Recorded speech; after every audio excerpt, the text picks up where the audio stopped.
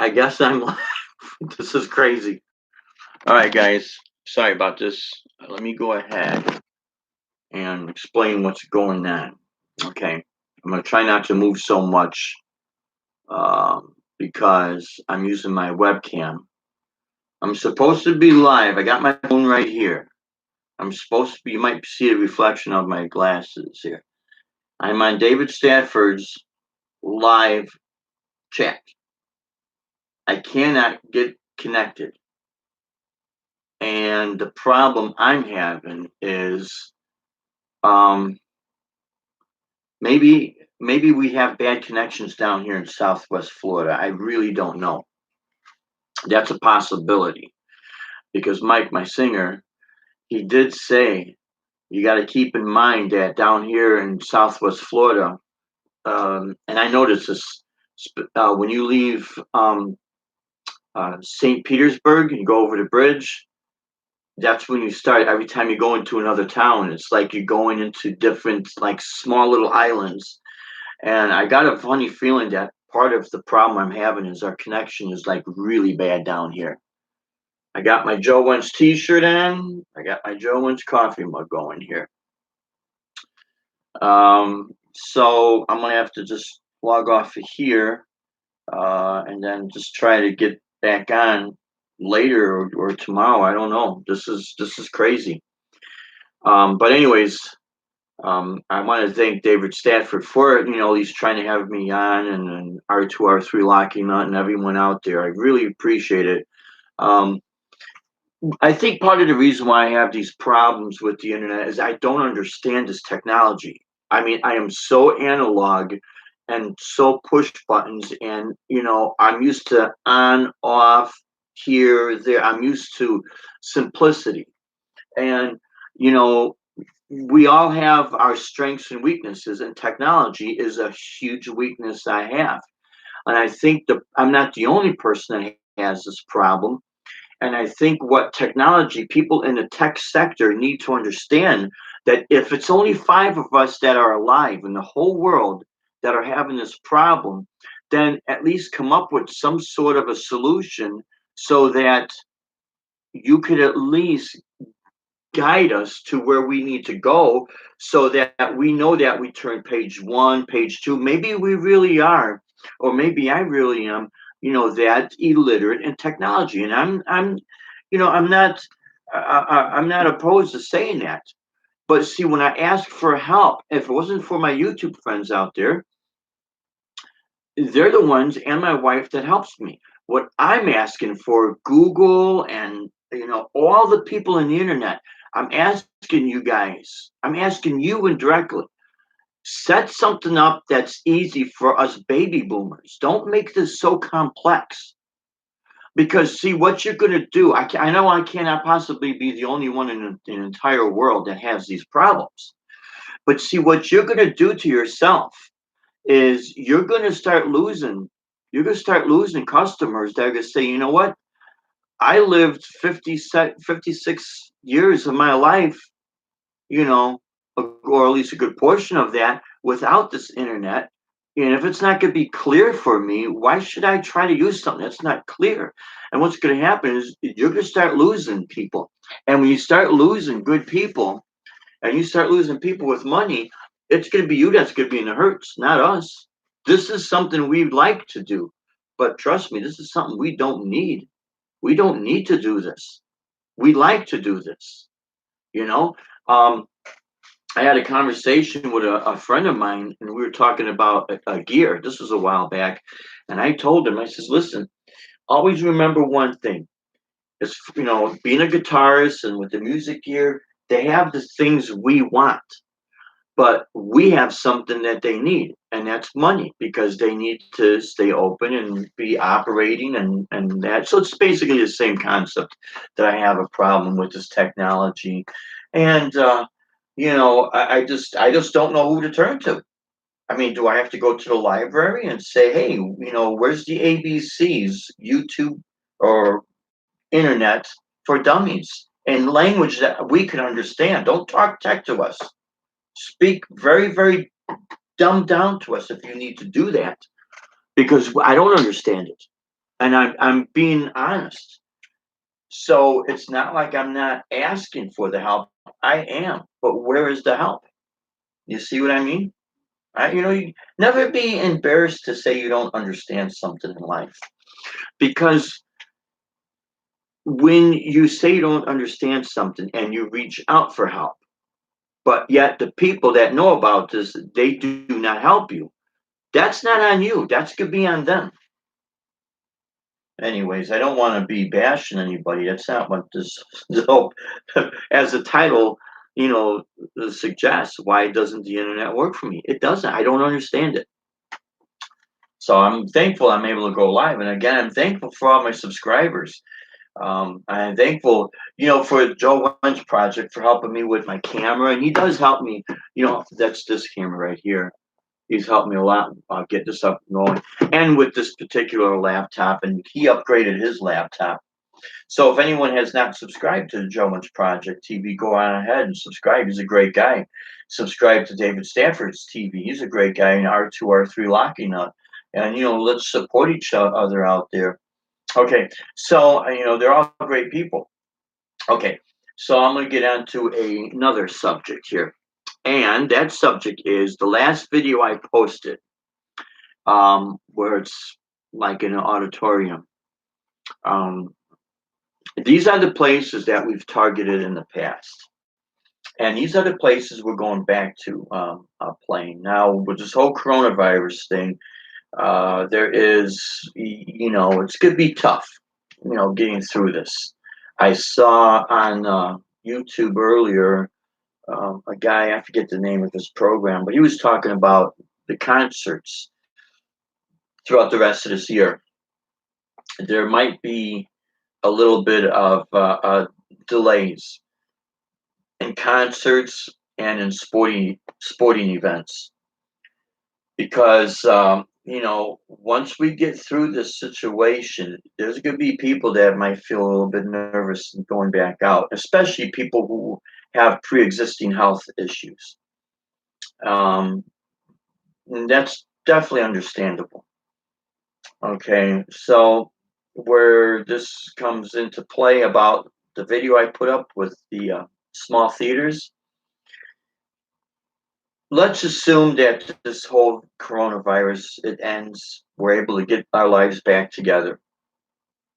Um, and let's go ahead and assume that things go back to normal.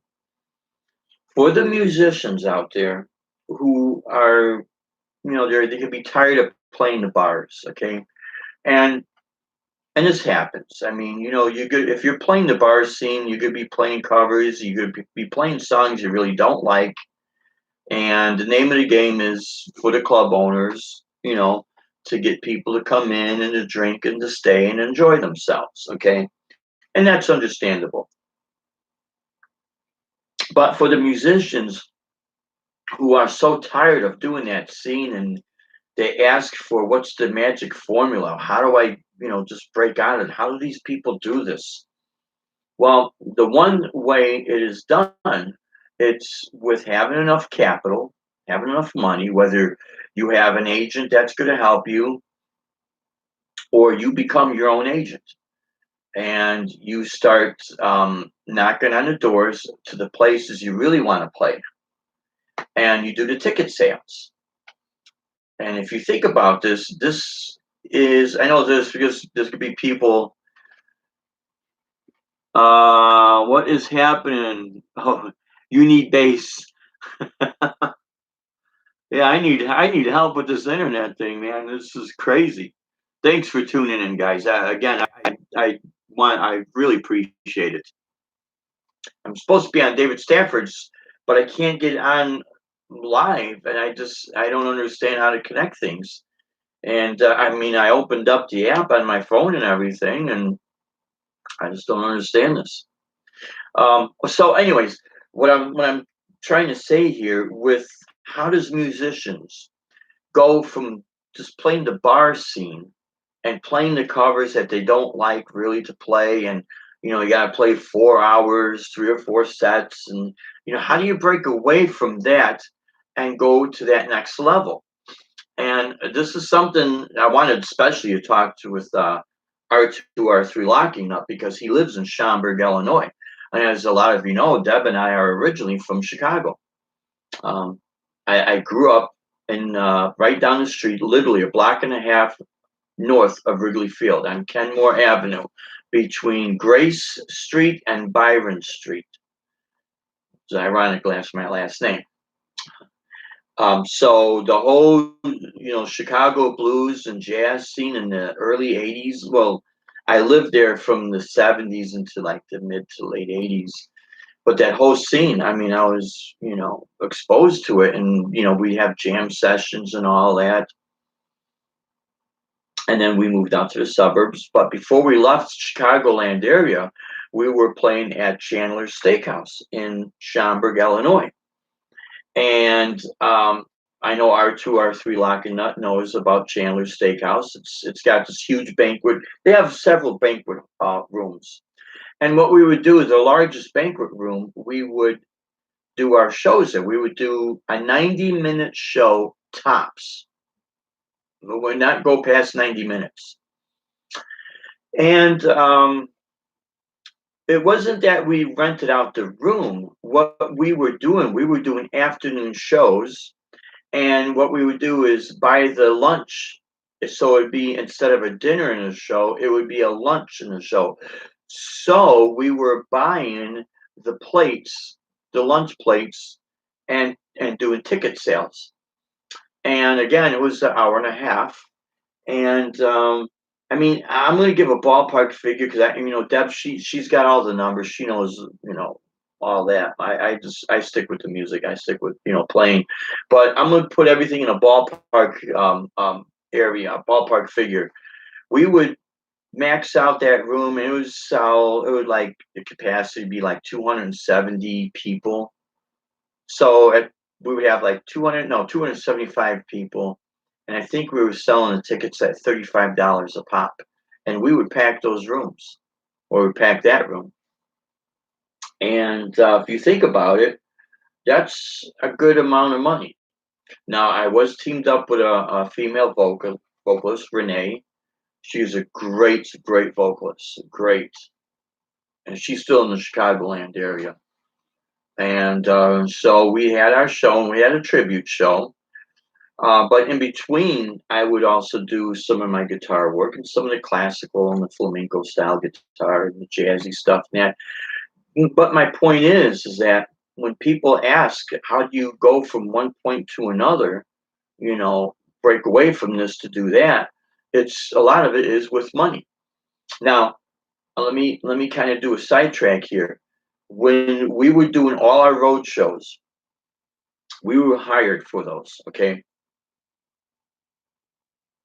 And a lot of them were private events, but they hired me not because I played covers. They hired me because they liked the way I sound. They liked my music. Hey guys, what is happening? Thank you for tuning in. And I apologize to David Stafford. I'm supposed to be on his channel. I have my phone right here, and I was actually logged on, but for some reason I couldn't get through to get on his show. And I don't want to drag people away from his show. He's a great guy, and just Janice Lala, what is happening? I appreciate it. So, and this is one of the things I wanted to talk about on David's live stream. For musicians who want to break away from the club scene, it does come down to renting out a place and doing your ticket sales. It really does. And I know there's people out there that are going to say, well, that's pay to play. Well, it's not the type of pay to play just to play in a bar that would normally have, a band, a cover band. It's more of you putting on your own production. Now, again, let me just get back to our road shows. Those are private events. We were hired out, and they hired me because they liked the way I play and the way I sound. And I'm just very blessed and very fortunate and very, very thankful for that. And never take that for granted, So you don't have to be a shredder or anything. That just simply sound good. Sound as best as you can sound. And if it's going to be pleasing to your ears, it's going to please other people. Because the reason why I say that, when you're performing, the last thing you need to do is look like you don't like it. Because you see, if you look like you don't like it, they're gonna catch that. They're gonna see that, and it's like, okay, he doesn't look like he even wants to be there. So why should I want to be there? You almost have to kind of sell yourself in a way. Um, so when getting back to doing, let's say, the type of shows that you would want to do, whether you want to do a tribute act or you want to do a combination of an artist or a couple of artists that you like, plus your originals. Now, if you want to just do all originals, and when people say, "Oh, no, no, no, you can't," they don't know what they're talking about. You can. It's just that you have to be willing to be prepared to take a loss when you go to rent a place out, and you might not sell as many tickets, but then again, you might. See, everything is you might, you maybe this, you even doing, covers that everybody supposedly like. You might pack that house and you might not pack that house. It might be a situation where they're so burned out from hearing those covers, they don't want to hear it again. They need a little break from it. So you got to keep this in mind. No matter what it is you do, you're not going to please everybody all the time. So everything you're going to do is going to be taking a chance. So if you're going to take the chance, and deep down in your heart, man, you want to you have something you like to do, and you would like to go out there and present it to people. I look at it this way: with this technology, how many times do you get on YouTube channels and you see people playing guitar and they're not even singing, but yet you watch them, right? So if you take that same type of concept to the live circuit and say, you know what, uh, we don't have the money to go out and see, let's say, Joe Satriani or Eddie Van Halen or any, the top names because they're popular. And now they got to charge X amount of ticket sales and whatever. We don't have enough money to go see them, but we'd like to see the local guys. I think what has happened, people have been afraid to take that chance because there was a time when, you go out to the clubs, you had, like for instance, in the Chicagoland area, we had a lot of the rock clubs, the metal clubs, and obviously in Chicago, in the city, downtown Chicago, we had a lot of jazz clubs, not just blues clubs, but we had a very strong jazz scene and a jazz fusion scene at that. And people were going out to them. And then we also had on Lincoln Avenue, where all the folk clubs were playing folk music. So we had a very, very strong scene. And it's still going pretty strong, but it's not like it was in the 80s. Trust me. I remember that. You go walk up and down Lincoln Avenue, and there's all kind of clubs. You go down Clark Street, and there'll be blues clubs. You go down, Halsted Street, there's all these blues clubs. You go out to the suburbs, we had the metal clubs out there. So we had such, an array. And people think, well, what happened? Obviously, styles of music change. It's different interests. People get older. But what I've noticed down here in Florida is that there's a lot of retirees. Deb and I, we live in a 55 plus community, and I'll in November I'll be 57. Some people say I don't look it, some people say I do. I don't know. I don't feel it. But my point is that I'm living amongst retirees and the baby boomer generation. We're not ready to get old. You know, we're just now hitting our second, getting our second wind. A lot of us worked very hard, and now it's our turn to play. Some people they've had family, they have kids, the kids are growing. Now it's their turn to play.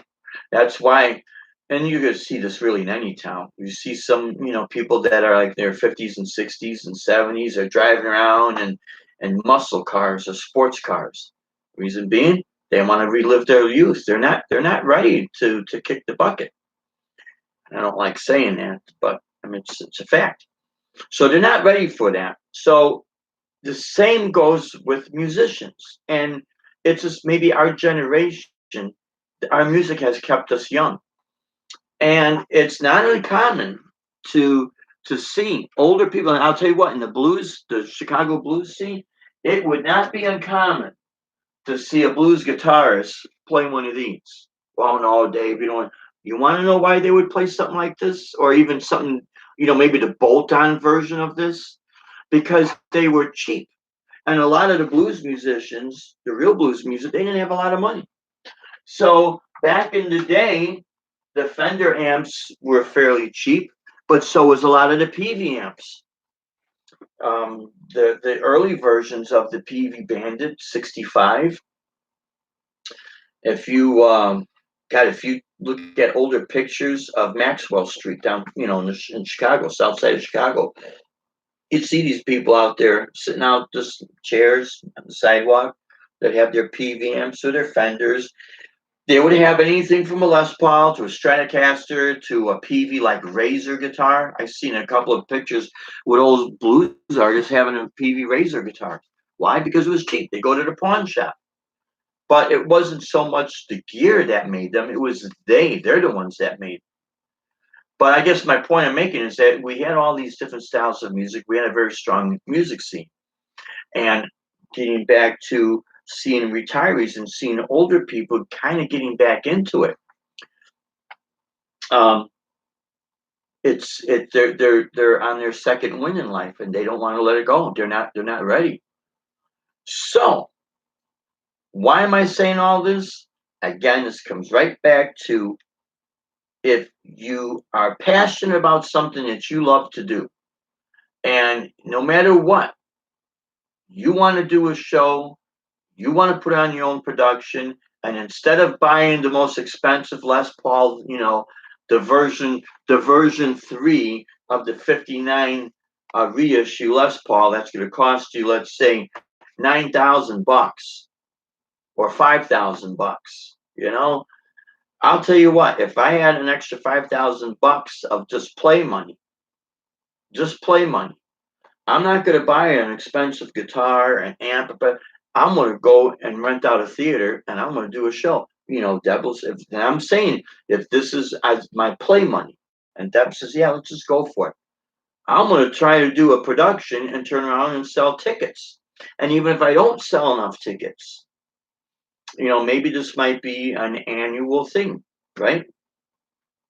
You save that money. You'd be surprised. You could be just as much satisfied doing something like that and actually playing places that you would like to play at, doing your music or the music that you really like to play. Because you think about it, if you like it and other people like it, that means you're not the only person that likes it. You know what I mean? That there is an audience. But again, people are just so afraid of taking that chance. So what do? They figure, well, I'll just play in the bars just like anyone else. If that's what they want to do, there's nothing wrong with that. There's absolutely nothing wrong with that. But the secret ingredient of going from bars to, now your own production is money. You have the talent, if you have the drive, and if you just need the money. That's what that secret ingredient is. And I've had this conversation with a couple of my friends, and for whatever reason, they don't understand it.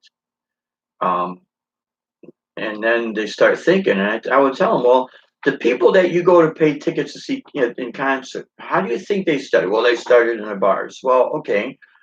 Well, how do you think they got from the bars to the arenas? Well, somebody knew this person, and they knew that person, and they knew this booking agent, and they knew that management company. What is the one thing that they all have in common? The one thing they have in common is they have capital. What's capital? That's money. And I'm telling you, we've done this, where you go right to the people that own the building or they own their club, not the booking agent. Unless the booking agent's name is on the deed of the property, or he owns the club or she owns the club. If they're going to make life miserable for you, and some of them do, not all of them, but some of them do. and you just really badly you want to play at a certain place, you talk to the owner and sit down and say, listen, um, I would love to do a show here. I've got this idea, and I'm even willing to do a ticket sale. How much would it cost for you to rent? You think about it. When people get married and they go to a banquet hall, or they go to, some people even go to do this at a theater. What do? They rent out the place. I mean, when's the last time you walked into a bar on a daily basis? Now, if you have a certain club you'd like to go to see bands, and it seems every weekend you were watching a wedding or a wedding reception, chances are you were invited, but you don't go every weekend to a wedding reception. Those people are renting places out, and I hope I'm making sense here for people so they can understand this concept. If there's something you like, it becomes not a wedding reception, but it becomes your production. Or like theaters. There's another thing that is happening a lot down here is people are there's a company that hires people to do trivia night and like bingo, to be a host. So there's another form of entertainment that's hitting these clubs other than bands. So this is what I mean. This everything's gonna kind of equal out, and it's gonna get to the point where, all right, if people really want to see you that bad and they like your specific kind of music, then you could have this niche where you could sell your product, you could sell your music, and something happened. There we go. Sorry guys. You could sell your music. Hunter, what is happening? Michael B, what is happening? I appreciate everyone that's tuned in. I have to apologize. I'm supposed to be on David Stafford's studio as a guest. Dante, what is happening, my friend? Thank you so much for tuning in. And right here, I got my phone right here, and I was logged on.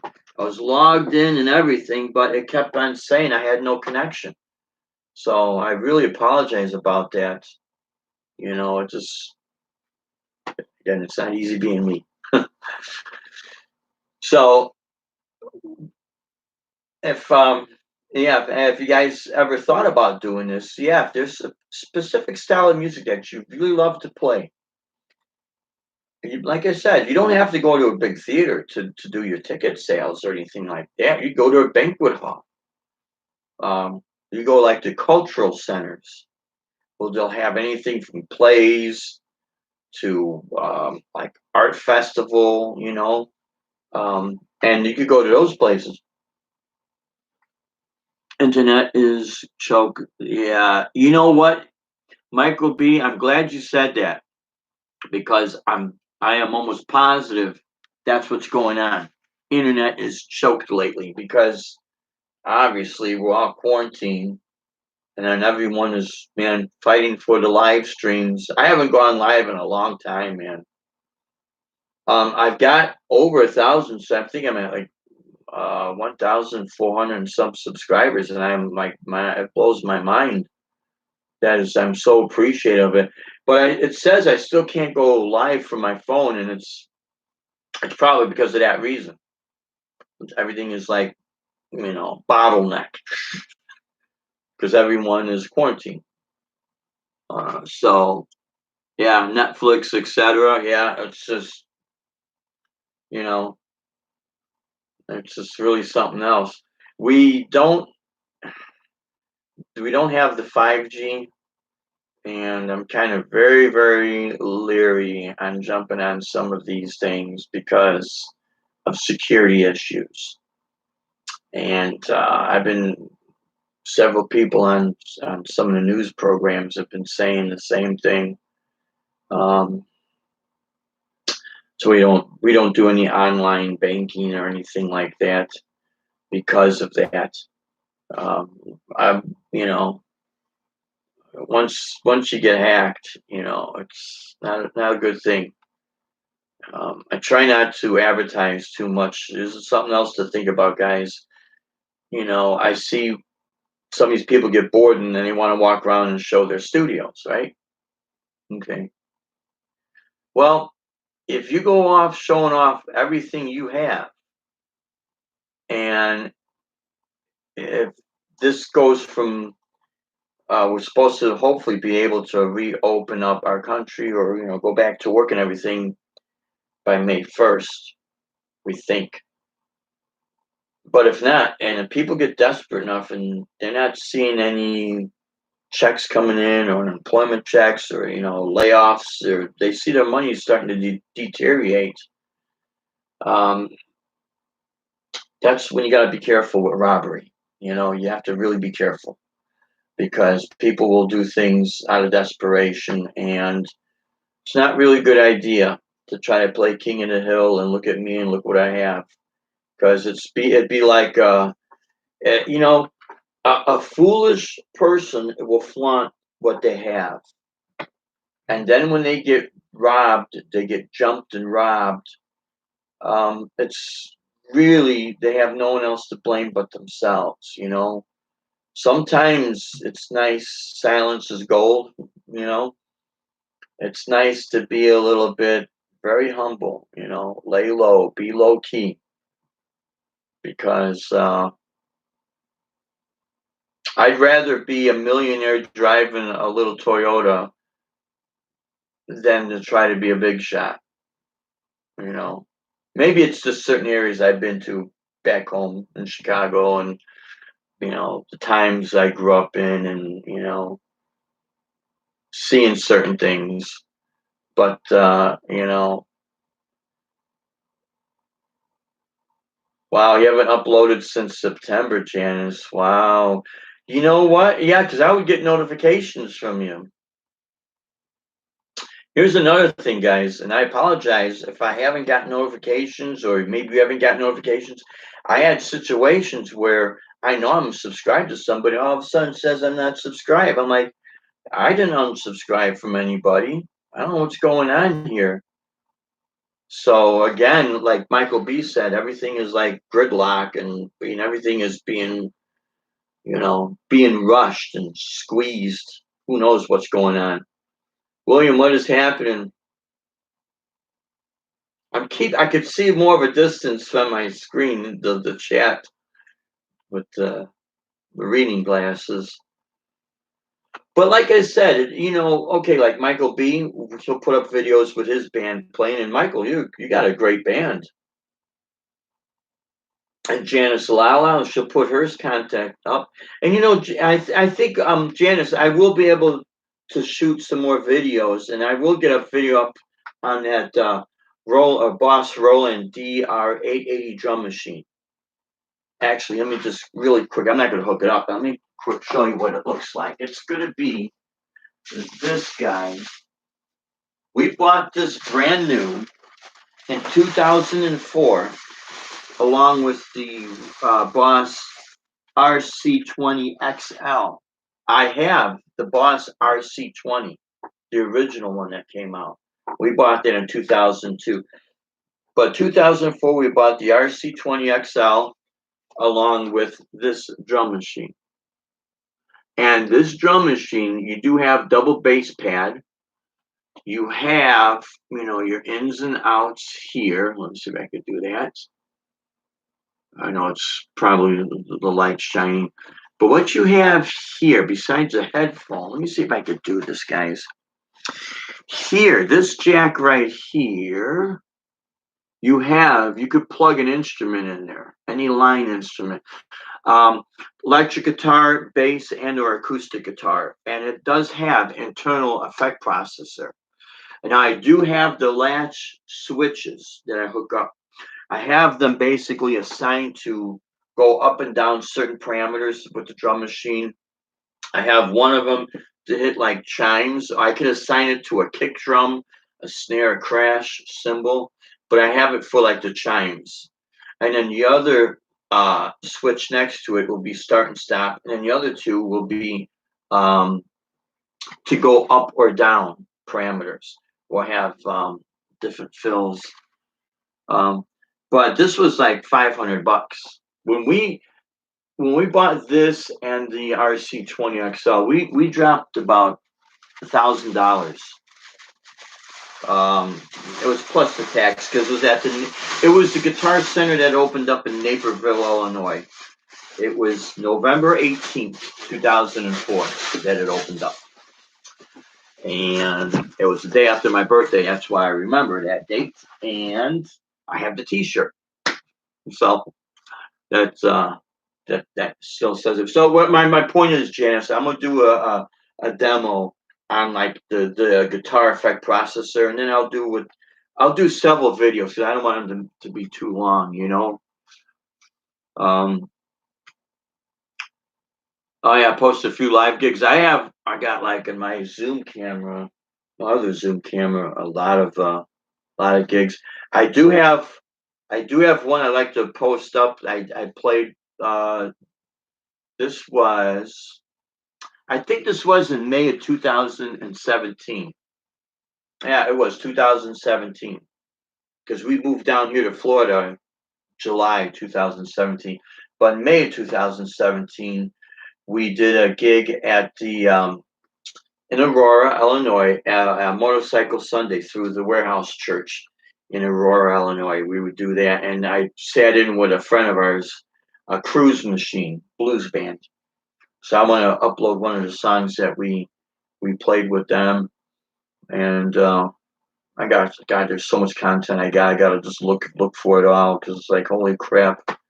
I still would like to see if I could transfer the videotape, the digital videotape that we did for NATO at the 3 Star Lounge in Brussels, Belgium when we were over there. I might be able to get by with that because it's actually in the club. It's in their lounge. So they did allow me to record the performance. But inside NATO, you can't take any cameras in there. At least back then you couldn't. They'll take your phone. That's the first thing they do. No pictures. Especially someone with long hair. Man, that was a trip. I'll never forget that one. But you know, like I said, for people who want to break away from just doing the clubs and they're like scratching their head and that secret ingredient is money.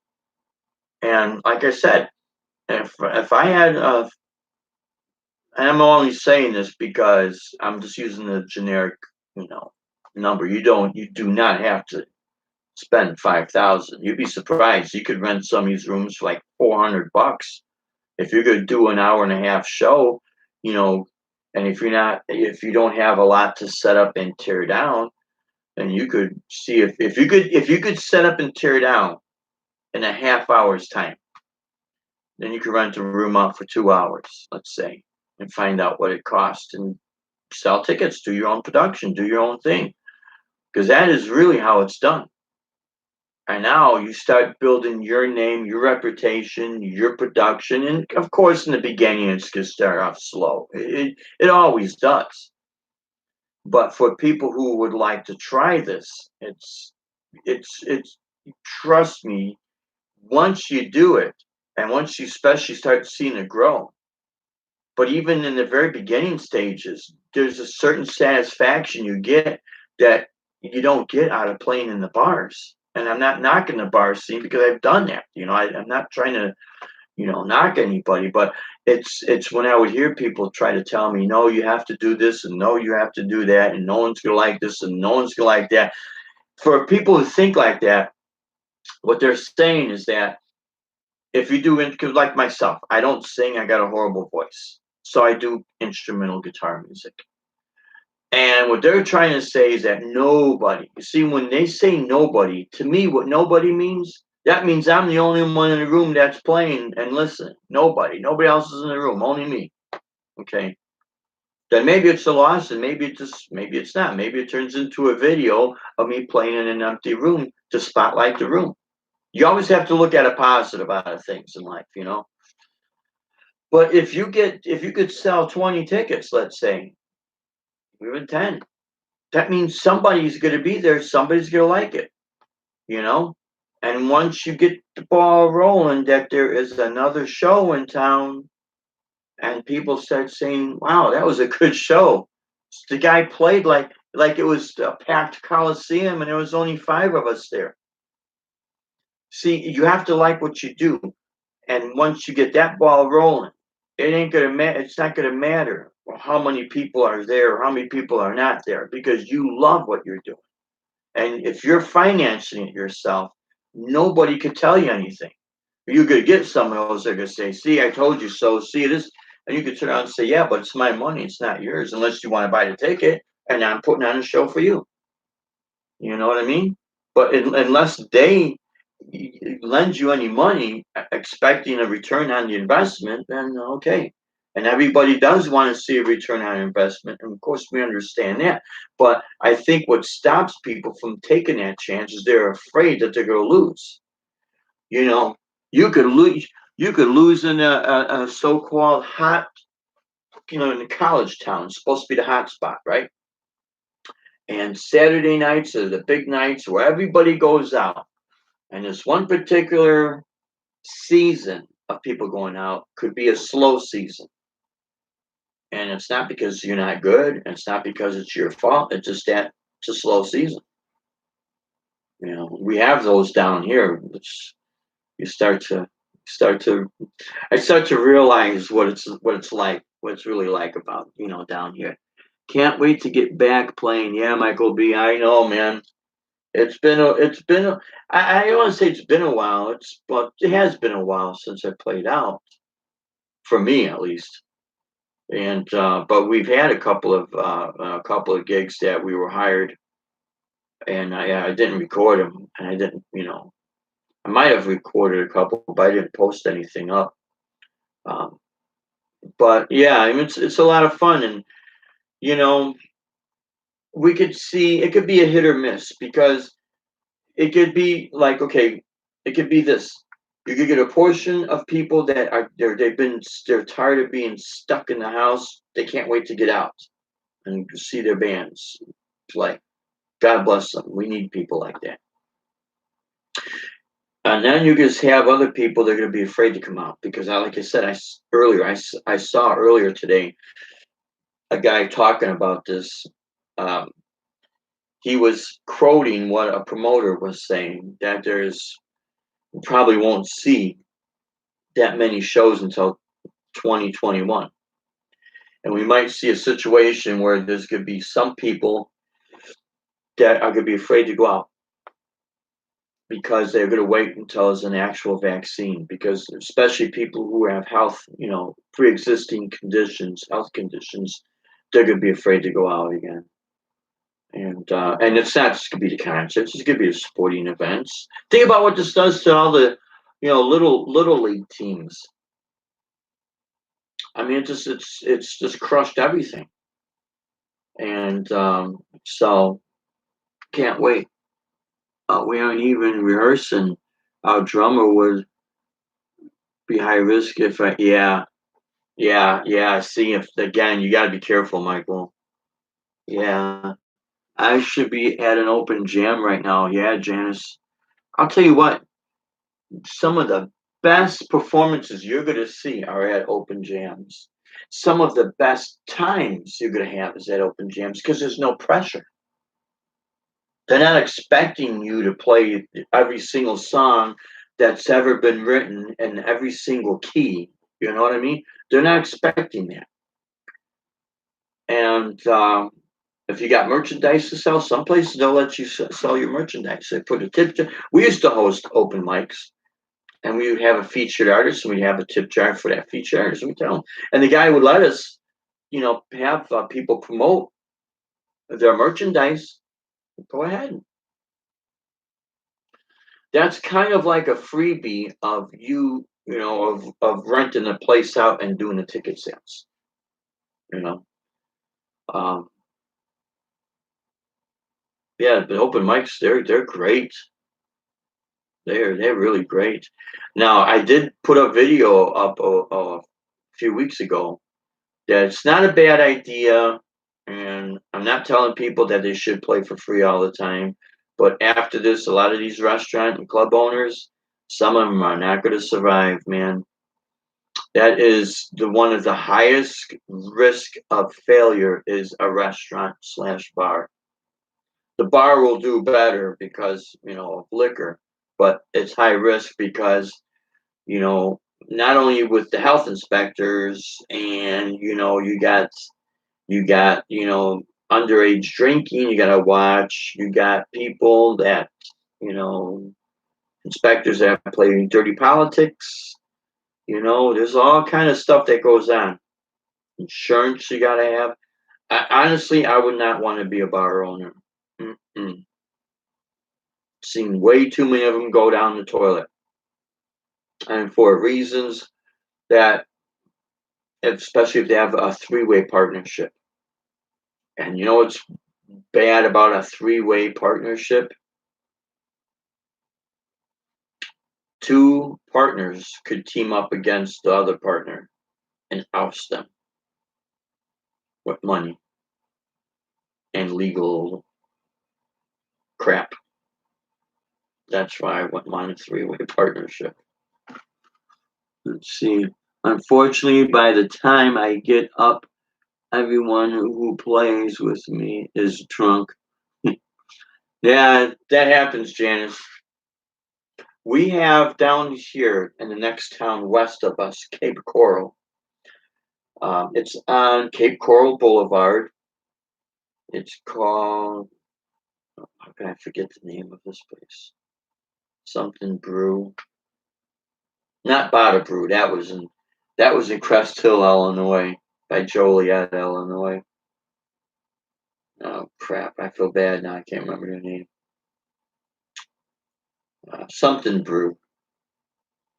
It's a coffee house slash winery. And actually, when we first got down here, we did an open gig there. Dave, and that's just terrible to think of. Yeah, you know, it is.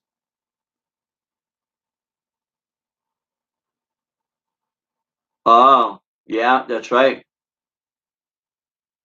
That's right, Janice.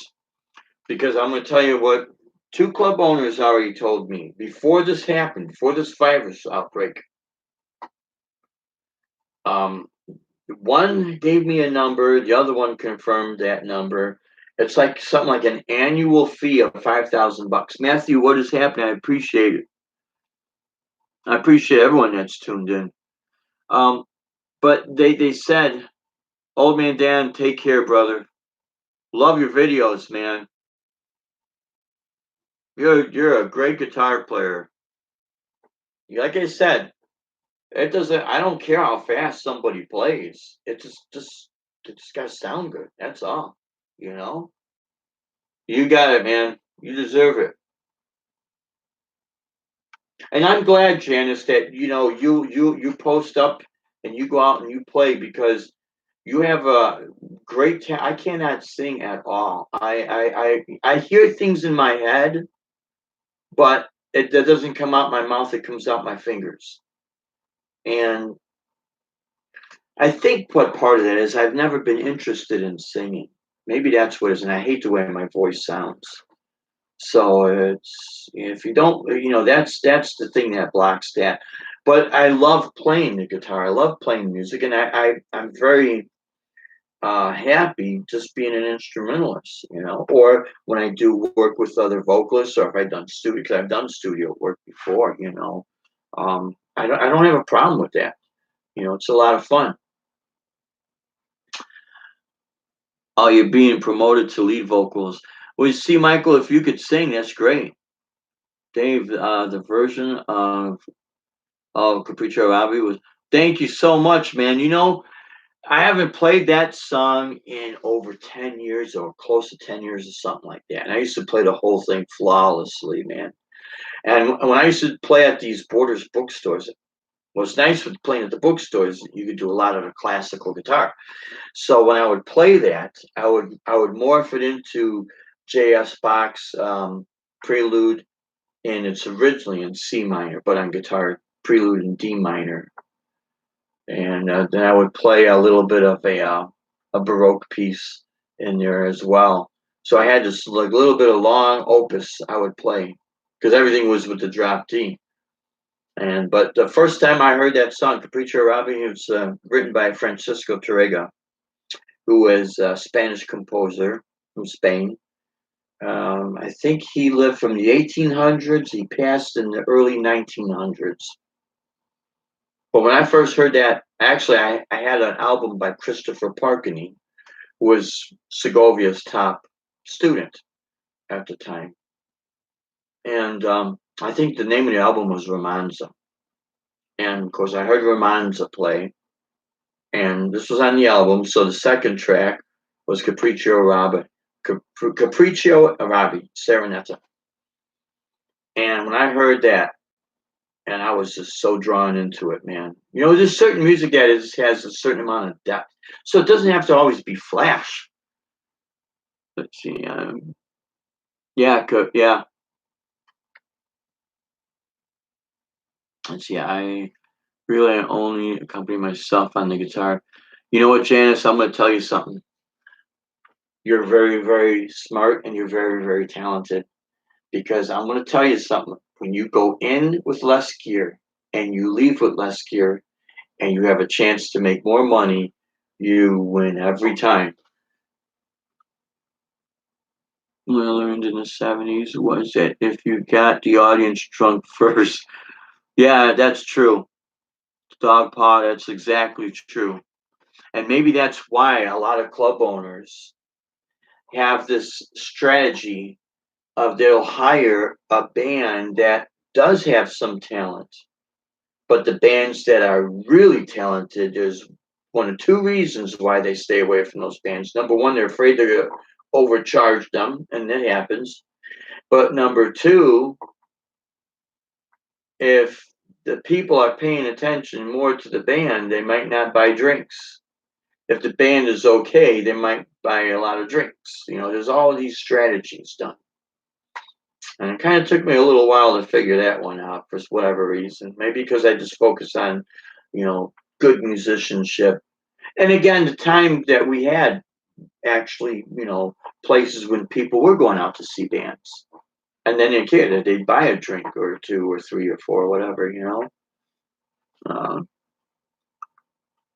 Yeah, Christopher Parkening was a fantastic classical guitarist. Yeah, John Prine, Michael B. I remember John Prine when I lived in Chicago. He'd come to the Chicagoland area and play.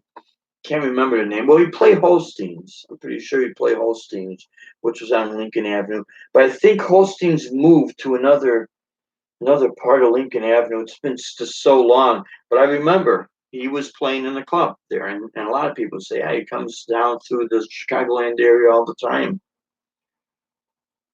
You know, the '80s was kind of like a blur.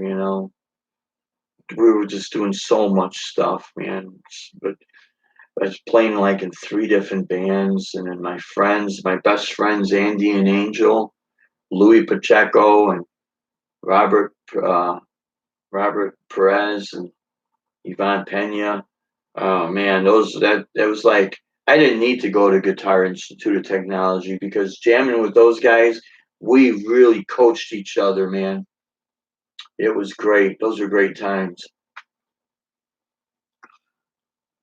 Um, but yeah, John Prine, I remember seeing him.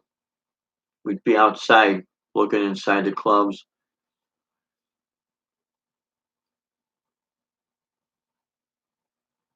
Yeah, I saw that too, Janice Lala, the guitarologist tribute to John Prine. I saw that too, and I was very impressed with the guitarologist, Brad the guitarologist. He's taken a hit on his channel lately with the S Post Friday, and but he had something else, and I commented. I was very impressed with the history of I forget what it was, and I feel bad forgetting, but it was very impressive. And I left him a comment, and of course he responded. So, I'll tell you what, guys, it's nice when these people that have these super channels, when they're humble enough that they take the time to send a reply back message, you know. Because some of these people, I mean, I understand if you get so busy, I totally understand that, but and it happens to all of us. We all get busy. That's what happened with me a lot lately. I just got busy, and then all of a sudden this crap happens, and then I still try to keep busy and all that, you know. So things do happen. But when you get some of these people that you could tell that it's like you have to buy their friendship. I ain't gonna buy anybody's friendship, man. What the hell's that crap? You know, they put their drawers on one leg at a time like I do. I don't care how big my channel ever gets or how popular I would ever get. I'm not better than anybody, you know? You don't treat people like that. Because, boy, I'll tell you what, when these people fall, they're in for one big surprise. They're going to fall very hard and they're not going to have any friends because when people get mistreated, they don't forget that. There's always forgiveness. I do believe in that and redemption and everything, but you don't mistreat people like that. It's like, what's wrong with these people? Let's see. I only know a few riffs. I know chords, A and G, and most all bar chords. But when singing, I let my voice take over, and sometimes it gets me in. Hunter, don't worry, my friends, because I could tell you right now, every single one of you could sing better than me, man. I could tell you that right now. You know, and you gotta always remember, it, somebody's gonna like what you're doing because there's something for everybody out there. It's just a matter of finding that audience, and that's the audience you know you gravitate to. I think what happens, people that are so busy, they want to be a superstar. Don't worry about being a superstar because you know his old saying: "Be careful what you wish for, because you might get it." And you know the dream sometimes is better than the reality. Whereas once you start doing, especially if you want to go out and play live and then start signing these contracts to do this show, that show, now you're stuck to it.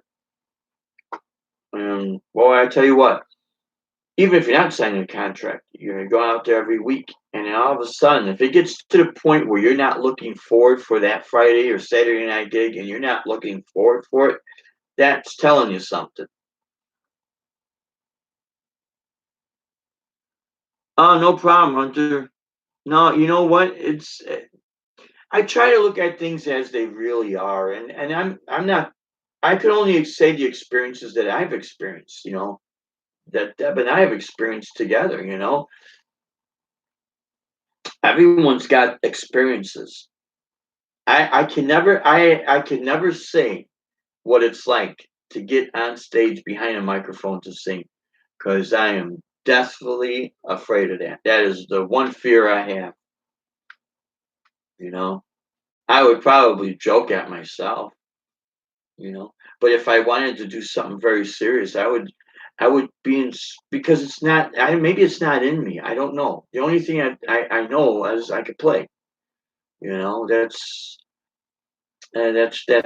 really it.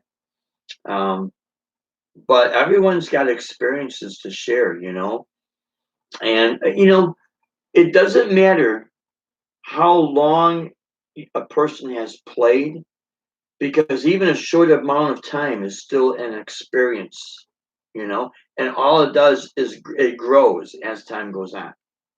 That's all it really does. And you do start, you know, building up a repertoire or, you know, an experience level that you could share with, you know, younger people or inexperienced people. But we all start at the same point. We all start from scratch. No, you know what? A lot of us are blessed. We're all blessed with certain talents. All of us are. And it's just a matter of finding that, realizing, oh, this is what I'm good at. And, you know, so I'm going to go ahead and I'm going to do this because I know I'm good. I could close my eyes and do this. It's like walking. And then you're going to try things. And if you're going to find out what works for you and what doesn't. Smart people say, okay, that didn't work. But you don't know until you try. Uh, but, no, I forgot where I was going with this. I'm very unscripted. Uh, but here, when people are so busy trying to be a superstar that they'll do anything to make it. There used to be an old saying, I'll do anything to make it. Anything. What does I have to do? Sometimes what it takes is for a person to keep their day job. And this is always something that gets, kind of shunted out, or no, but I don't want to do this, or no, I don't want to do that. I think what happens is once you start being able to live off your music and see how it really is, it's a fluctuating income. It's exactly what it is. There are times you could be on a nice up curve, and we've experienced that, and then we've experienced a plateau and a drop. We've experienced that, and the thing is, the I always suggest people the one thing not to do is spend money if you don't have to. I think I've got maybe like 20 guitars now. I'm down to 20 guitars. I had maybe 25. But if I kept everything, I would have had about 100 guitars. And I know there's people out there that got far more than I have. But I only have two hands. And now I'm at the point where, okay, I don't have a Telecaster, but I could get kind of that out of phase sound close to it with the Les Paul. I know it's not the exactly Telecaster sound, but I could get kind of close to it where I'm happy. Because you see, I'm getting to the point where if I got to pull money out for yet another guitar, that means I got to restring it. Get used to it, and then one of my other guitars gets neglected from being played. You know what I mean? And then you feel bad. But I'm at a point where what made me want to go back to doing our stage shows is that I started to miss it like really bad, as opposed to the club circuit. And when we would get hired through some of these special events, that's what I wind up, basically doing. And it just felt good. And I was going to try to even do like a Guitar Legends show, spotlight, the guitar legends of, 60s, kind of like our Guitar Heroes gig. But then our attorney was saying, but got to be careful because of all these copyright infringements. And like I was saying, I think that was another thing I missed. $5,000 annual fee with these club owners.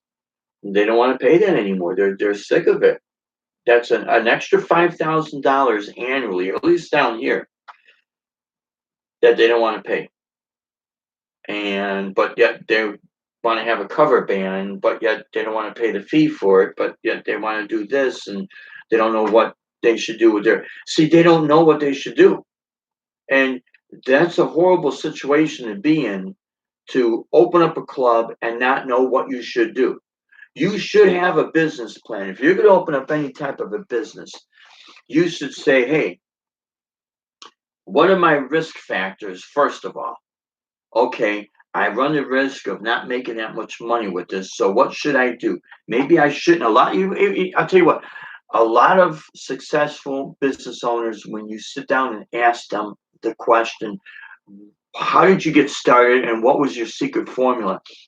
Probably 9 out of 10 of them are going to tell you, I did not quit my day job. I had a steady flow of income to float my living expenses. So all my money, extra money, I could help my business.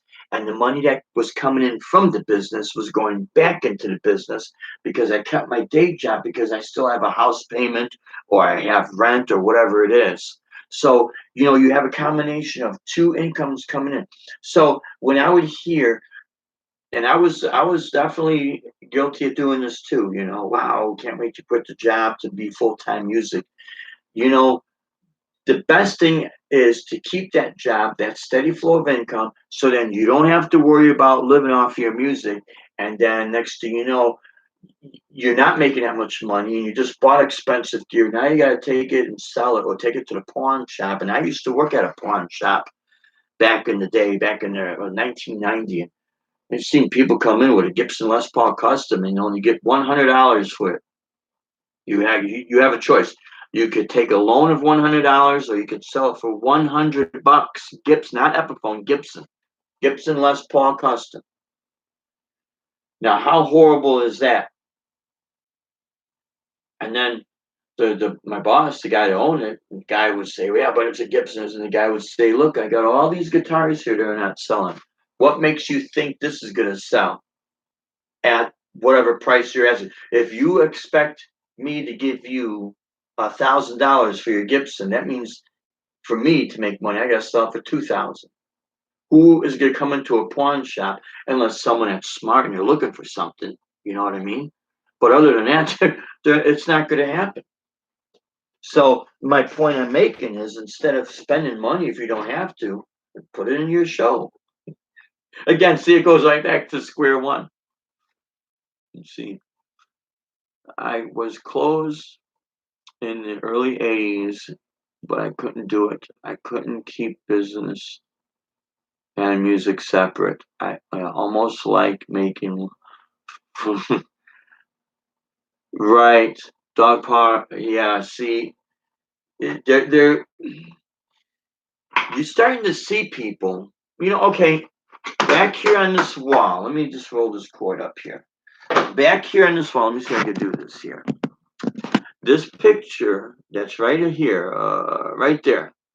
That when Deb and I went down to Cabo San Lucas, Mexico, that's me standing next to Michael Anthony from Van Halen. I didn't know he was we were at the Malaya San Lucas Hotel. We were only there for like 3 days and had the guitar, and I did some of the photo work and some of the recordings. I had a small Korg. I still have a Korg digital recorder from my Malaya CD. Was recording, and I'm playing poolside. And in the pool was I didn't know it was Michael Anthony. A friend of mine told me, Michael Anthony from from Van Halen. Wow, that's cool. So was talking with him, and at the time we were sent some material to see if we could get auditions for Trans-Siberian Orchestra, and at the time, Michael, he knew about that band. A lot of our friends, they'd never heard of Trans-Siberian Orchestra. But Michael Anthony and Sammy Hagar, they have other businesses. A lot of people have other businesses. A lot of people that you would not expect have other businesses. I guess Carlos Santana and his former wife had some restaurants, because they know just how unstable music could really be, especially at the time with the digital downloading and then this pandemic break. So no, never be ashamed that you have to have a side business or a side job or something to float you financially and just cost of living. Because when I hear people say, it's almost like people will mock other people. Oh, see, you didn't make. That's what they want. They want to try to tell you you're not good enough. That's why you can't make it. No, there's so many factors in this. There's also the factors that you have a lot of bias, and I've had these conversations before. And for those type of people, you just stay away from all that. But there is bias in it. There's politics in it. There's dirty politics in it, and that's why you'll see some people will make it and some people won't. And really, the smart people that make it have the longevity are the ones that they've either have a really good career or a side job that's floating their boat. And sooner or later, the super dude that really wasn't that super, but someone wanted to help him out, nothing wrong with that. But when the money runs out, so do the friends, so does the business. Yeah, I read disaster stories in the cover band central Facebook group and wonder if it's all worth it. You know what? I guess there is in the Facebook group. I see Deb will do the Facebook. I should check it out.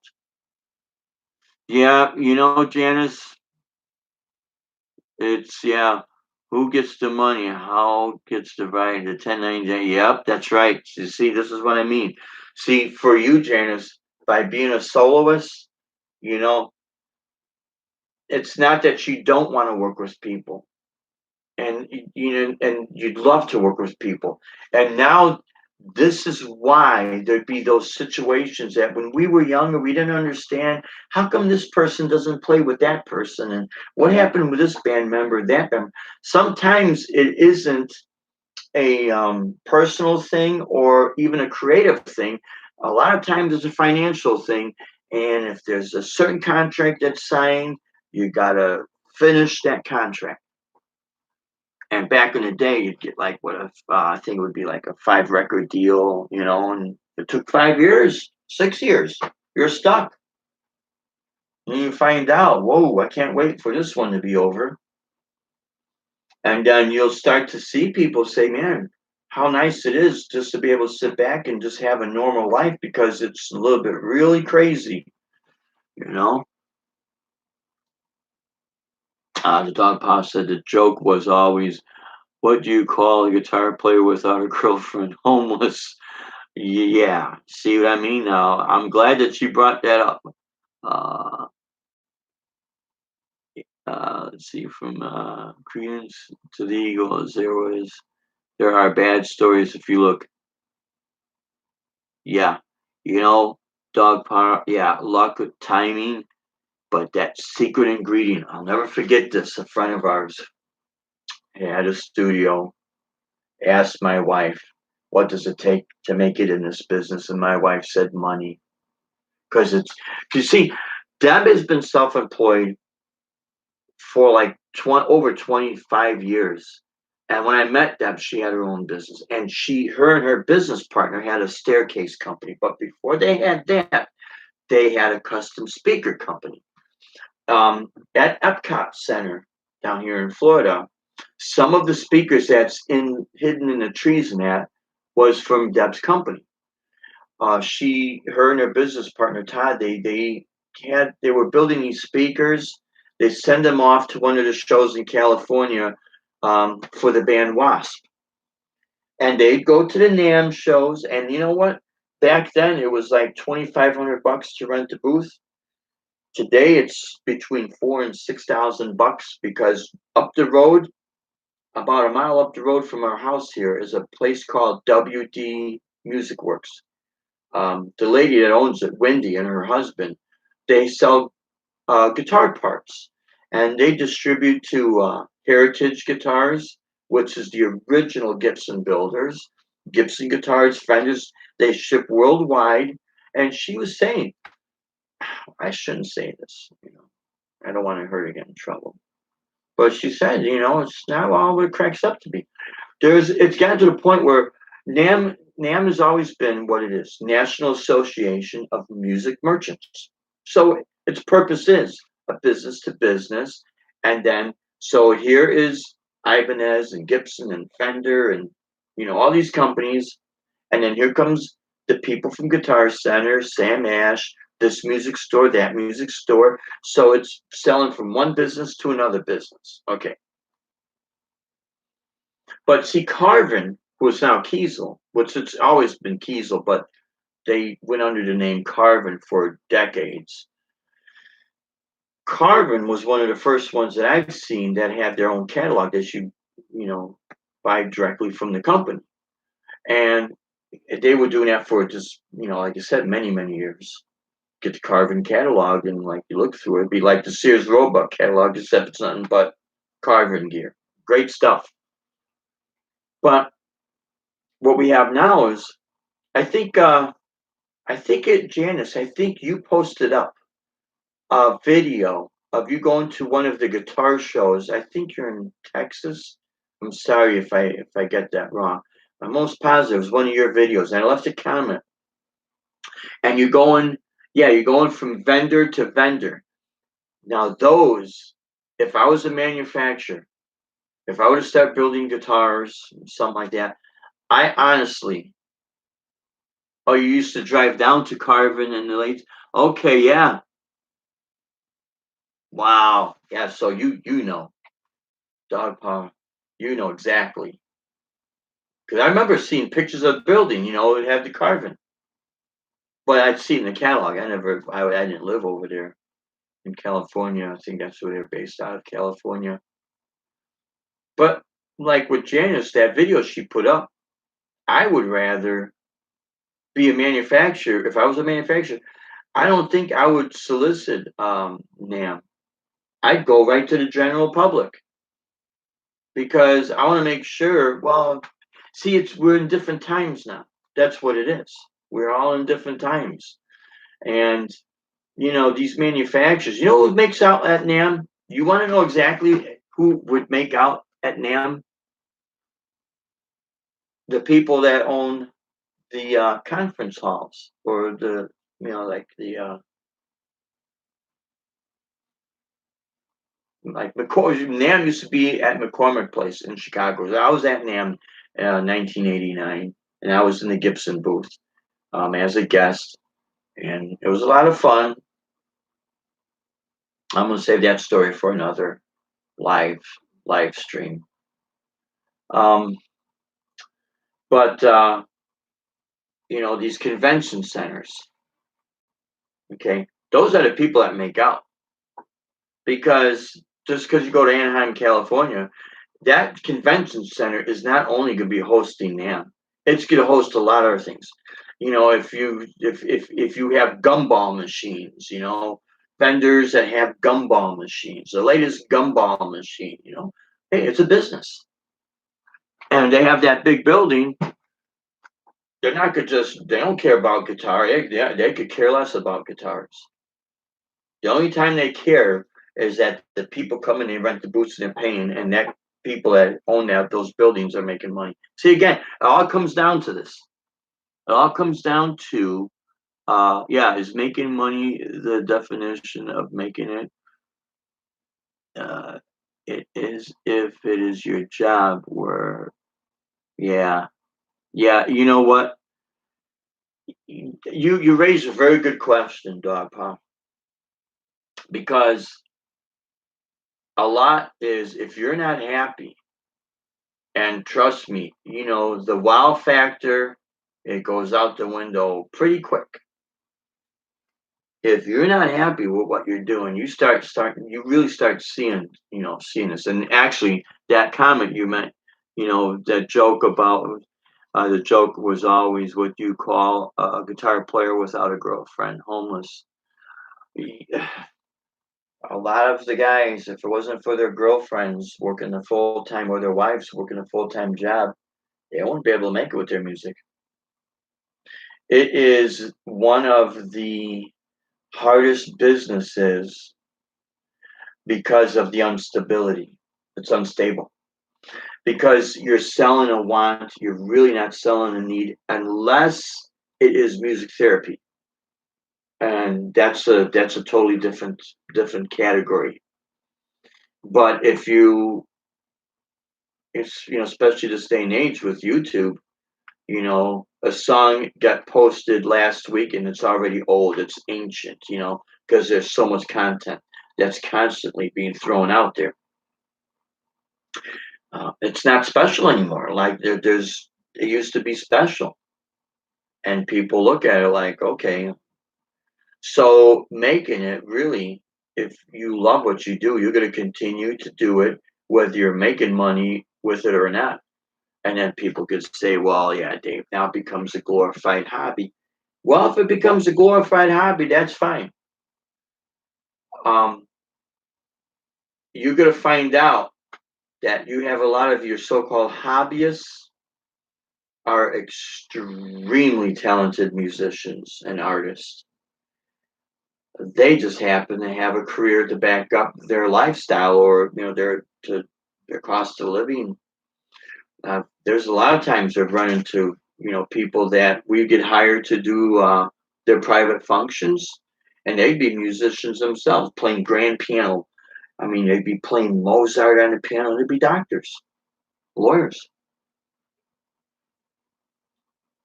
They kind of saw the toughness, and it's not that it's tough to make it in the business as it is to survive in it, and to rely on someone else to flip the bill. I think that's really what it is. See, only a fool will screw themselves over. If you fund everything yourself, you take control of everything yourself, you could see where your money is going.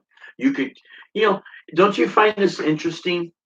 If we think about it, even back when we were younger, what the big mystery was. You ever notice? Okay, because EVH is real popular with his products, Eddie Van Halen. How many times did you see Eddie Van Halen play at the local bar? by your house, or let's say in the area, let's say you got 10 bars in your area. So every week, did you see Van Halen play at this bar, and then the following week he played at that town bar, and then it's all in your region, all in your area. And no, you'd see him come to concert, sparingly. Yep, they'd be on the tour. You remember back in the day, the concert shirts would be the world tours and all the places. You don't really see that too much because it costs money. So what did they do? Well, back in the day, I mean, it is a different time. Yeah, people were signed and people were spending money, but sooner or later the money runs out, and when the money runs out, things kind of go south. Hey, what is happening, Leo Metal Guy? I think Leo, if you might have been on David Stafford Studios live stream, and I was supposed to be a guest on there, and I couldn't log on from my phone, and I really feel bad, man. Dave Stafford's a great guy. Joe Wentz Project, great guy. R2, R3, Locking Up. I mean, they're great people, and I really feel bad. So this technology just pisses me off sometimes. Yeah, see, I do music backing here, and they're for client videos, so I can say I'm a pro and laugh out.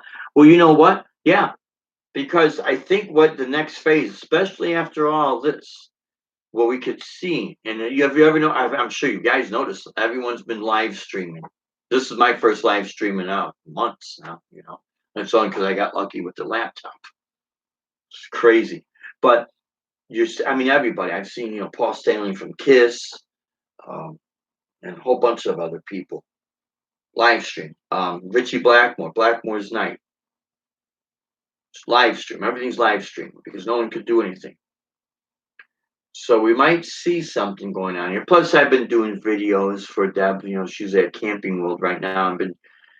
Everything's gonna take me a while to get used to certain technology. So who knows? Maybe the next phase we might see about getting a little bit better equipment. Not, we're not gonna waste our money, but enough that I could figure things out, so I could do like videos and put music to videos and stuff like that. So what you're doing, Dog Power, you are, yeah. If you got a client that is hiring you for doing videos, because some people don't want to do it. I appreciate Leo Metal Guy. I really appreciate it, man, because I felt so bad about it. Are you going to do another jam along? You know what? I am. I do have. I think Moot put some up, but I am going to start posting up some too as well. And what I'll probably do to get it like right to the point, the video will be long enough that I'll explain exactly what I'm doing after the video, so that you see the jam along, and then I'll explain the chord progressions that I'm doing, afterwards. And I'll leave a little bit of space. So when I'm done with the jam, I'll leave a little bit of space. So if you want to put it in your recorder, you don't hear me talking or anything like that. I'd see dog passes a couple of times. Yeah, I'll have the backyards in Pasadena, the whiskey. Yeah, okay. I actually made it to the front yard of a Van Halen. Oh, party went great, man. But it was getting busted. So close. Yeah. Yeah. Yeah, I've just before I was gonna go live with Stafford Studio, had YouTube on, and I was checking out a couple of the old Van Halen concerts from '79, '82, in that time frame, and because I remember when Van Halen one came out, I was in high school, and no one could figure out what Eddie Van Halen was doing, and that. But even his rhythms, like "Light Up the Sky" and all that, I mean, they were just super badass. They were like zooped up uh, blues rock combinations, but with um, supersonic, almost neoclassical guitar playing elements. Yeah, I had lots of fun with the last one and looked forward to. Oh, thanks, man. It's a lot of fun. You know, this is we are in a time where I guess you could say this could be a turning point in music where it's making history and we're all part of it. And this is what's so great about having this technology.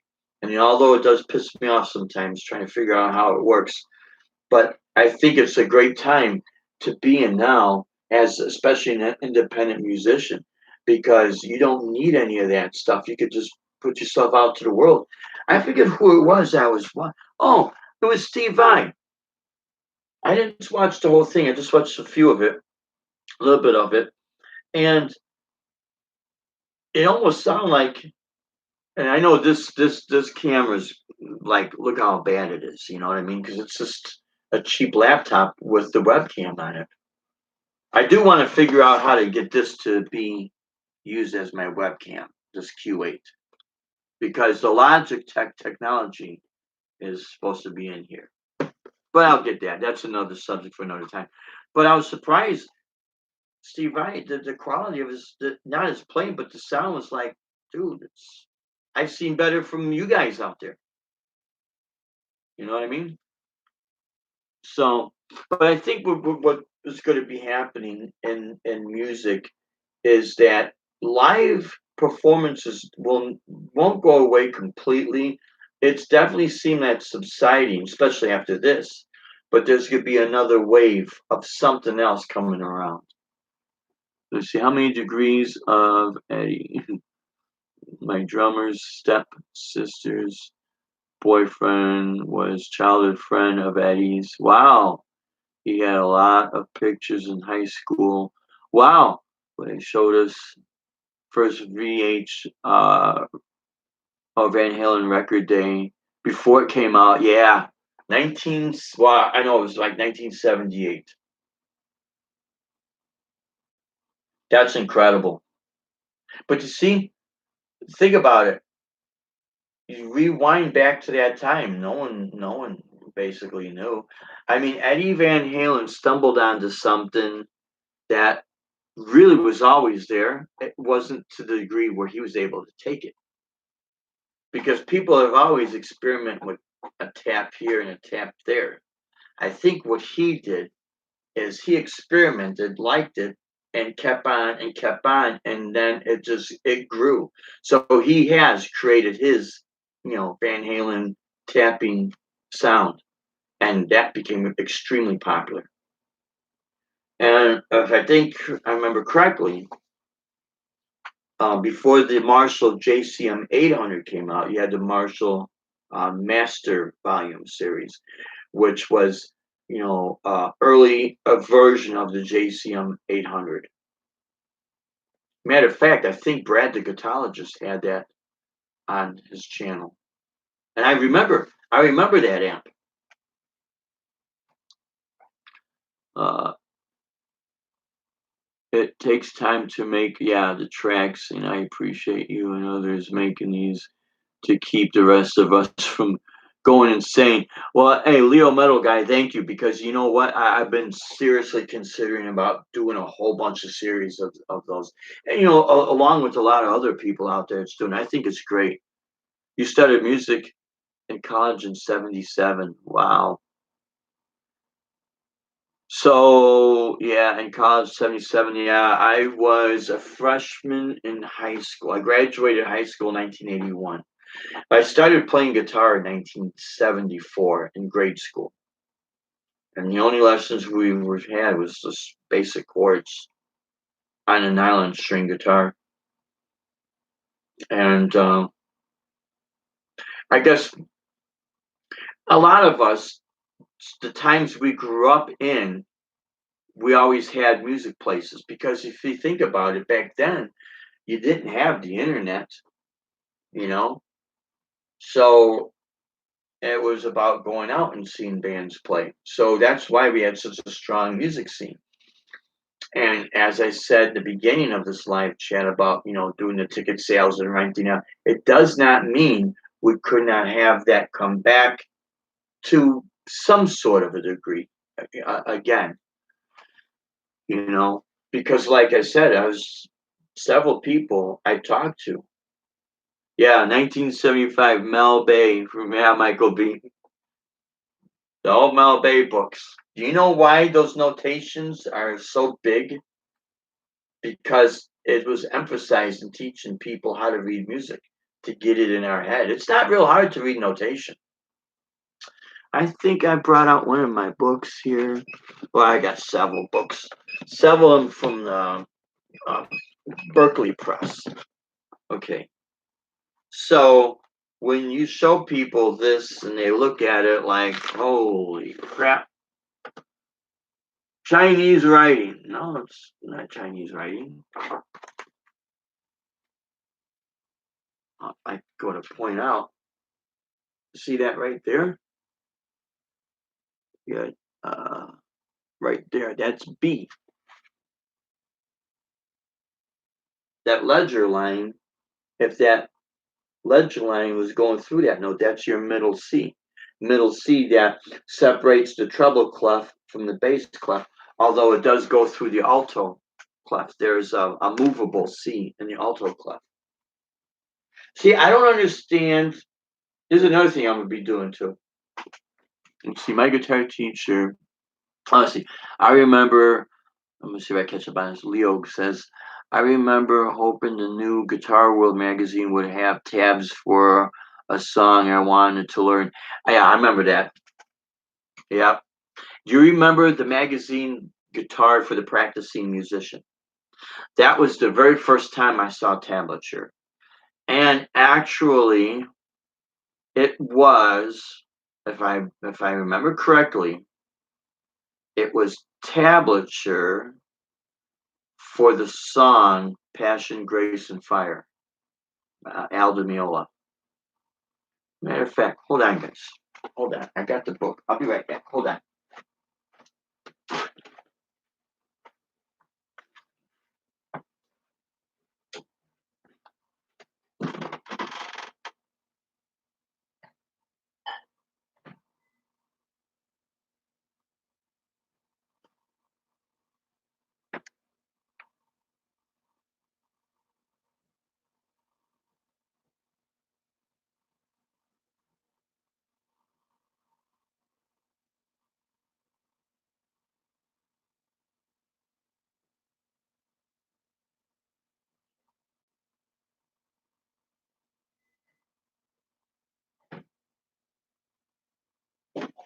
All right, guys. Sorry about this.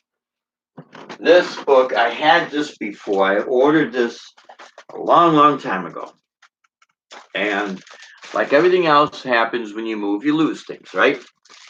But this is the second version we got last year when we saw Al Di Meola play at the Barbara B. Mann Theater. And of course, he signed it. Okay. So everything in here, and well, this is a copy of it, but everything is in notation. Everything. Now, if you don't know who Al Di Meola is, for all the shredders out there, he was the number.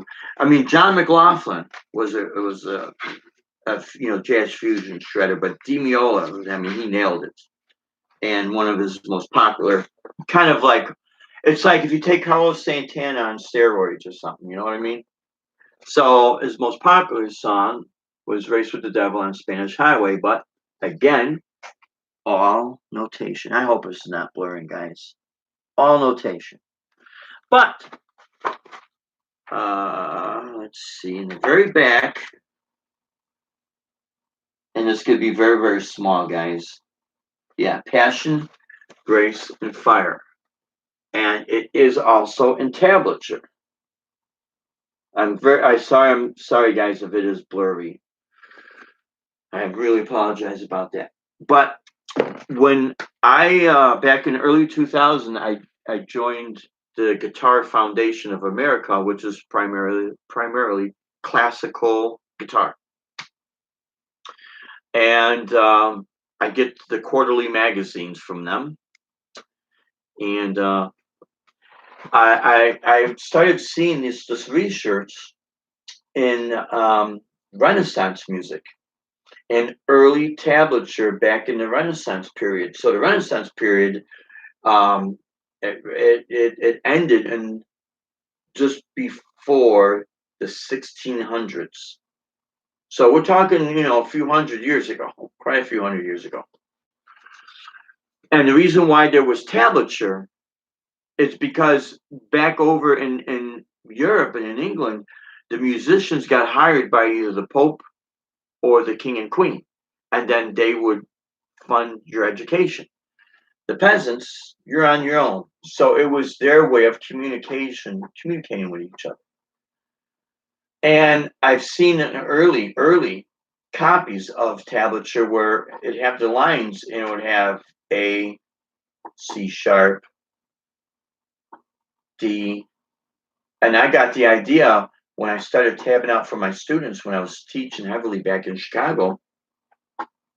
Instead of putting the number, and this in the beginning it did confuse them. So what I was doing was helping my students understand that these notes here, let me get the Ibanez because it's easy to see.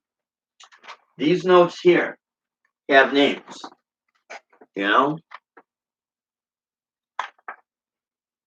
Obviously on the third fret on the low E string, that's G, this is F, that's A, that's B, that's C, and so forth.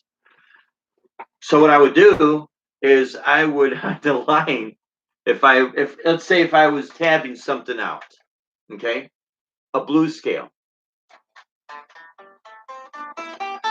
So across all 6 strings, it'd be just like you would read it.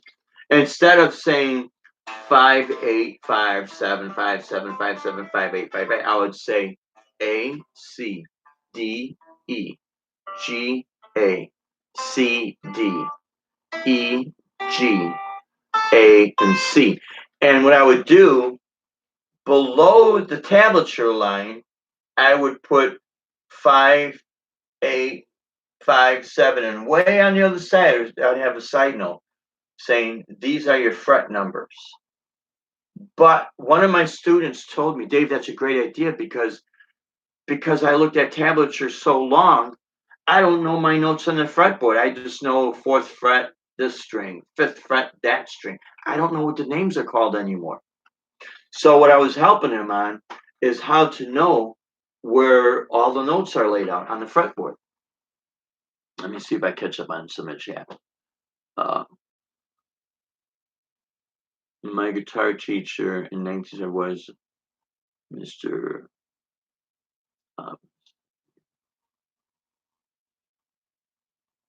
Oh, really? Wow.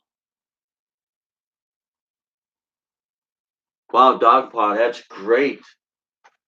But he's got a lot of stories.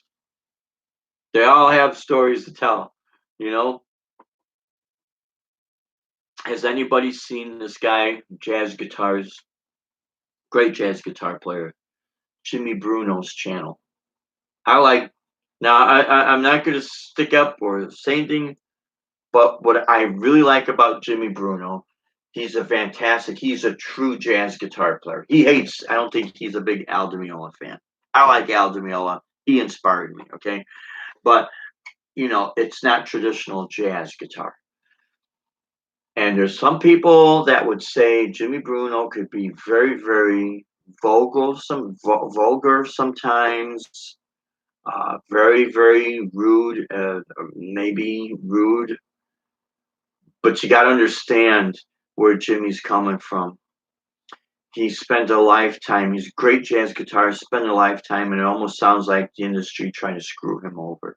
And I'm not speaking for him, so if he sees this, I apologize. But I got a lot of respect for the guy because when people work hard for something and when they get like pushed aside, shoved aside, and how would you feel? Okay, Janice Lala, you have a great night, dear. I really appreciate you tuning in. And definitely gonna get back on your channel and help support, because you got some great. Everyone influences me. I'm a fan. I'm still a fan, and that's never left me. So yeah, you're a great gal. Uh, but yeah, Jimmy Bruno, he's got, excuse me, he's got a lot of life experience. Cracks me up sometimes with stuff he says. He just says it. But he's got a lot of experience. Let's see. So, uh, but yeah, Leo, I've done the same thing. Fast forward. I've ruined so many tapes by fast forwarding and rewinding just to learn parts of a song exactly. And how about it, Leo? Remember when the tape would eat up and you got to pull the tape out real, be careful and take the pencil. And not only did you have to re-put it back, with the spool, sometimes you would have to put one finger in one spool and then kind of tighten it because it got so many creases in the tape, you had to kind of smooth it out. Or worse, the tape breaks. And then what we used to do, my brother-in-law, he used to do the same thing. Take a little piece of scotch tape and take a X-Acto knife and cut it real and tape the two pieces together. Hope that it didn't reverse, especially on our like rehearsals, because we would always tape record ourselves. And like, oh crap, you can't buy your own tape recorder rehearsals. You know what I mean? So you'd have to save it on the tape, and crazy times, man. Yeah, I had the Mel Bay books too. Yep.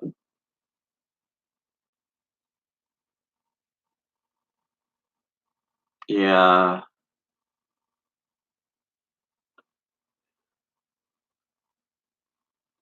What made me get into metal? It's interesting because I think metal, I remember hearing the term acid rock, and only because you thought it had that sound, that distortion sound. You had that was popular. Okay, that was popular. That was like commercialized. That we knew about because we didn't have access to anything underground, especially when you're a young kid. You're not going to a bar.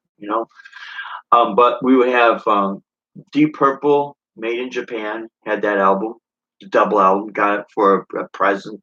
Can't remember, a birthday present or a Christmas present. Aerosmith live bootleg, even though it's not metal, but and of course Black Sabbath. But we started hearing Judas Priest, Unleashed in the East live, and then Iron Maiden, and that whole metal scene was starting to grow in that. So the area that I lived in Chicago, it was surrounded by blues and jazz, and it's interesting because my cousins, or yeah, one of my would be my dad's cousin really, so it'd be like my great cousin. Her husband I only knew him by his nickname Kiki, and I never met him because he committed suicide way before either I was very little or before I was born. But he was an artist. He would draw and sketch, and I thought he also did architectural work. But he was friends with Ramsey Lewis, jazz pianist Ramsey Lewis, and they'd hang out together. And that was a story that I heard. They'd hang out together. But So my dad had a whole collection of Ramsey Lewis albums, and my dad also had a lot of motion picture soundtrack albums. So I was always exposed to classical music and jazz style. And then of course he had the Easy Rider soundtrack. So that was your hard rock, acid rock. My grandmother used to play the old Sears organ. She'd play the theme from The Godfather on it and that, but no one except like one of my other cousins, John Albert. He played guitar. 'Cause I remember when I started getting into guitar, he'd come by with all his music books, like the original Abbey Road book. It was so old, the pages were yellow. Of course, I lost all those books when I moved. Michael, oh, thank you, Mike, for stopping in. I really appreciate it, brother. I'm gonna be getting ready to hit the bed too, man. Metalhead hippie, what's happening, brother? I really appreciate you spotlighting that jam we did with Old Man Dan. I really appreciate it, man. You got a great channel. I didn't want to spill my drink, you know. And that's great that you do that. You spotlight a lot of people. I'm glad that you also mentioned with Rachel F. You know, and a lot of these younger ladies that are up and coming, and you know, let's be fair and honest about this. Females in any entertainment have it very tough. They got to always prove themselves because they're always looked at for one purpose only. And which is very sad because you know what that says? If they're only looked at for one purpose only, and as they get older, as we all get older, our bodies change. They have more of a high rate of just being thrown to the dirt, you know, to the ditch, thrown aside. So they have to try harder. And there's a lot of great gals out there playing guitar. And you look at them now as a source of inspiration, you know, because intellect doesn't pick an age, a gender, or a race. Intellect is intellect. Our brain is in our head. It's nowhere else. You know, and I don't want to be, you know, funny about it, but I'm just, yeah, I think it's really great that you do that. Yeah, Leo, right? Metalhead hippies, that's a great. I know EJ's Guitars was doing that. I'm glad that that you're doing that, Metalhead hippie, because it really does help. I was taking people's tracks when I get their permission, and I put it in my looping pedal. And at the live gigs, I play their stuff at the live gigs, and people would come up to me, man. But and you know what? It would always be when I had the camera. Either I had my phone off or I ran out of juice, and they'd come up to me. Hey, that song you played, where was it? And I would say, oh, that's a Joe Wentz Project TV, or it'd be Leo's Guitars, or whoever I'd spotlight, or thrash metal, or Jim Guidry, and I'd say, go check out their YouTube channel. Wow, that's really cool. Because I mean, I don't know anybody. I just think, hey, this everyone should know about all this. Yeah, there are lots of great. Yeah, yeah, yeah. You know what I mean. But you know, they do have to try harder. I guess I say that because my wife, when she was and she's still in the music business, she helps me out. But she saw how it is. You know, when my sister, God rest her soul, she was a probation officer, and she had to work harder, to prove herself. It's like, really?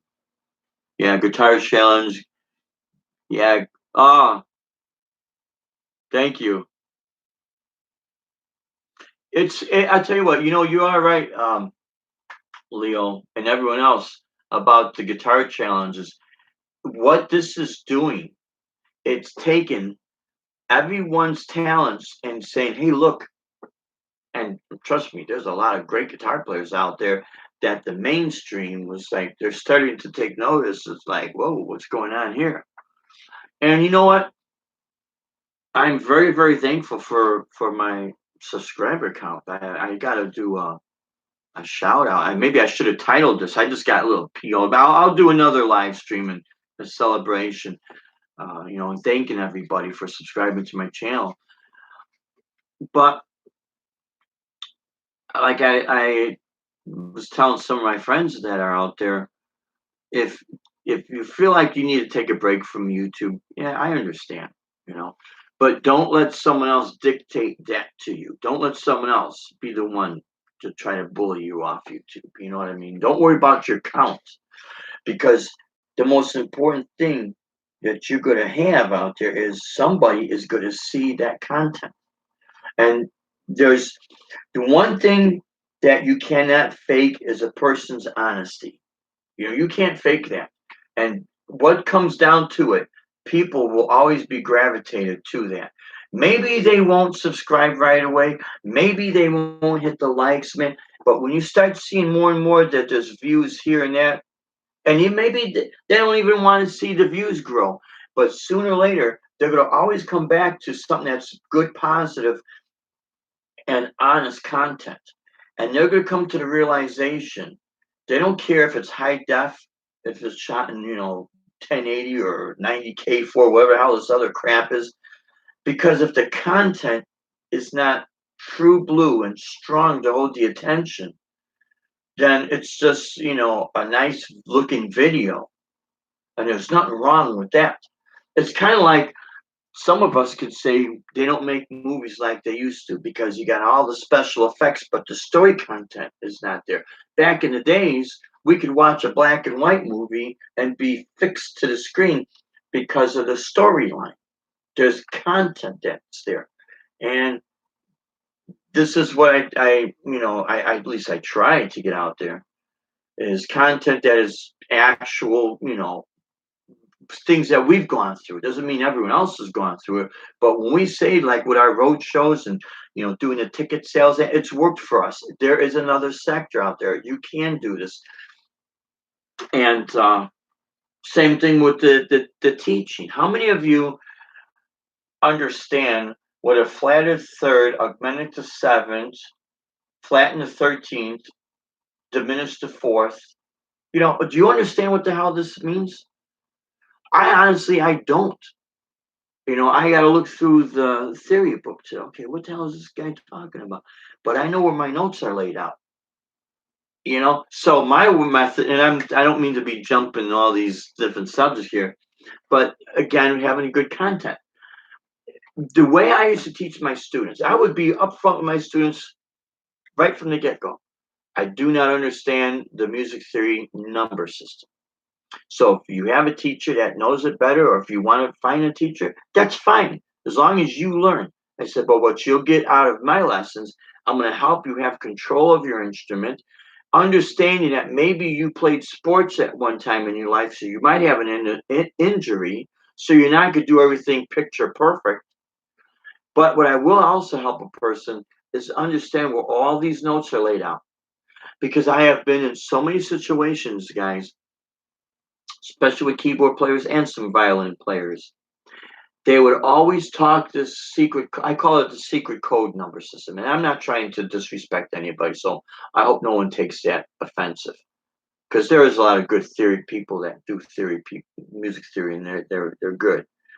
But why would you want to show how smart you are by confusing somebody? If someone doesn't understand it, they simply don't understand it.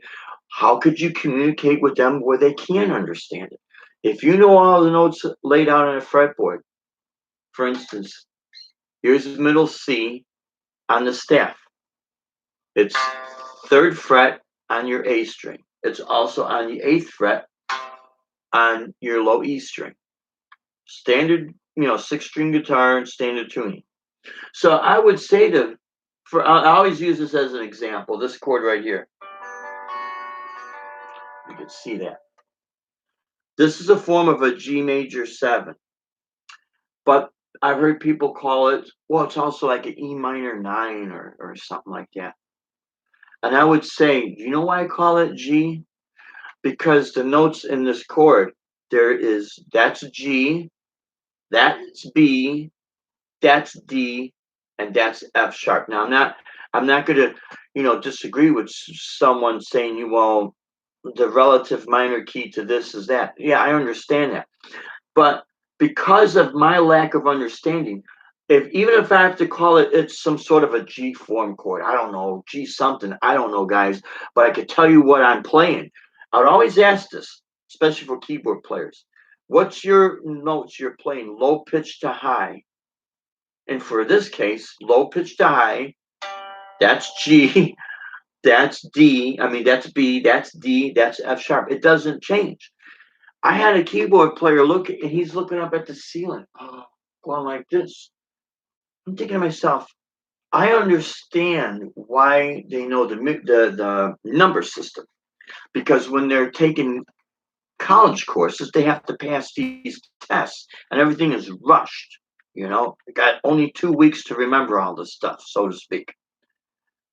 Yeah, I understand it all, but on the guitar, yeah, no, and there's nothing wrong with that. There. Oh, dog, I appreciate that, man. I really appreciate that. I'm not better than anybody, and You know, I just love what I do. Um, but so from my lack of understanding, that's how I know where everything is at on the fretboard, and it would confuse people who know music theory. And I thought to myself, they know music theory, but they forgot the layout of their instrument. That's why they look up at the ceiling every time. And again, this would be people, whether a violin player or a keyboardist, usually a lot of it's the keyboard players, or another guitar player that, and I'm not knocking them, but they would always kind of look down on me, or, like I'm a dummy or something. Okay, well, in the music theory sector, I'm not that smart, and I'm admitting it. But then they look at me like I'm some sort of a bad person or something. And see, that's where they would draw the line with me. So I figured out, you know what? If I don't understand that, at least I know where my notes are laid out. So when they want to come up and try to put me in some sort of musical trick bag, I say, I'm not that smart. And you're right. And you know what they do? They do this at a rehearsal. We're using rehearsal time. So whether we're renting out a place or a guy is being polite and letting us use his coffee shop or whatever, we have 3 hours. We got a performance we have to do. So doesn't it make sense if you're going over a chord progression as, let's say, you need to get that groove, you need to be able to gel with everybody, you need to get your timing right, you need to get that feel, because when you go on stage, unless you're going to give a lecture, you are not going to go up there and say, this is flat third, this is E major 7, and it sounds like that. When's the last time you paid to go see your favorite band play, and they get on stage, and instead of playing, they hold their guitars, and they're going to tell you, I'm going to play Smoke on the Water, but I'm going to say it's this. I mean, that's nice when it's a lecture, but how many times could you go, you know, you guys, you're having a day out, you're gonna have, man, you want to rock out, you want to go to, let's say, Ozfest, you don't want the music pumping, and instead the music's pumping and the mic's feedback, and because the guy's talking and telling you he's playing a flat at the, you're looking at each other, who cares? We're here to have a good time, we're not here for a lecture. This is the mistake some of these people, they don't understand how to separate the performance world from the lecture world. And I respect that lecture world. But why can't they also understand and they make the mistake that they said, Dave, we want you to be the guitar player. And I've had this happen numerous times. And this is the only reason why I say these stories, because I know I'm not the only one this has happened to. So doesn't it make sense to, when you're going to rehearse for a show, you rehearse for the show, and then you can take the notes down and say, hey, let's get together. I'll give you a couple of bucks and buy you a beer or something, and you can explain all that music theory because I don't understand it. But right now, let's kind of, work on the song because we're going to play 2 weeks is the show. And I'd always get that. And now the guy, he literally spent 20 minutes on one chord. 20 minutes. We could have gone through 2, 3, 4 takes of that whole song. But he spends 20 minutes on one chord. And it's rehearsal time. So you see what I mean? This is where experience and inexperience meet, and they butt heads. And I'm not trying to put anybody down. Now, if I go to the lecture room, I'm not going to go in to do the performance unless it's to demonstrate. But I'm going to be there to understand something. You know what I mean? So there's a time and place for everything. I got to catch up on these chats. Uh, again, with the good reviews, and yeah, had a good show tonight. Oh, thank you, Metalhead. I appreciate it, brother. You have a great night, man. Uh, uh, Leo, I guess the only thing that's been my savings grace, you could say, is I'm going to tell you if I don't understand something, you know, because once you say, I know this, I know that, now you're stuck to it and you'll be called out on it. And um, it's also like, how do you walk away from a gig or negotiating. Here's another thing, and then I'll get ready to wrap this up. There's another thing that happens out there. It's called negotiating. Do you know that there's a lot of people don't understand the negotiating thing? Okay, you want to do a gig, and then this is why people they'll go out there for nothing, but they'll do it all the time. You know what I mean? Not to help a friend out or help a club out or whatever, but they'll start to do it all the time. And then what happens is band A goes out there for, let's say, $500. Here comes band B that they're just as good. Well, I'll tell you what, I'll come out for $400. Here comes band C, I'll come out for $300. And then band, D comes out for $200. And the club's always saying, look, we're getting some good bands. They're coming out for nothing. I've even seen this, and I've seen this on Craigslist, I think it was. Where to find good musicians cheap. Okay, we want the gigs. We want to work with people's budgets. Okay, and we've done that with all our road shows. That's part of the reason why we were able to get so many gigs, is because we will negotiate. We'll work with them, but we're not going to devalue ourselves. Oh, okay, Metalhead, I hear. Thank you so much, brother. He says, I'm still here, bro. See, I need the guitar for dummies. I have a hard time grasping through Metalhead hippie. You know what? What I'm going to do is I do have a theory book, and I'm going to put up a series of videos that's going to be step 1, 2, and 3, and it's going to come down to I'm going to look up what does this augmented mean? What does this sus mean? Where do all these terminologies come from, so that we can understand their meanings? Because I think when we understand their meanings, it's going to decode the secret code talk. So now we can understand. Does augmented mean it comes from a major chord, and does diminish mean it comes from the minor chord family? And the number system. What I do know, and I don't mean to take a sidetrack here. Leo, you have a great night, brother. Thank you for tuning in. The number system. 8 means octave. So we have 7 notes, and then our sharps and flats, but in a scale. So we have a C major scale, C, D, E, F, G, A, B, C. 1, 2, 3, 4, 5, 6, 7, 8 notes. C is 1, D is 2, and so forth.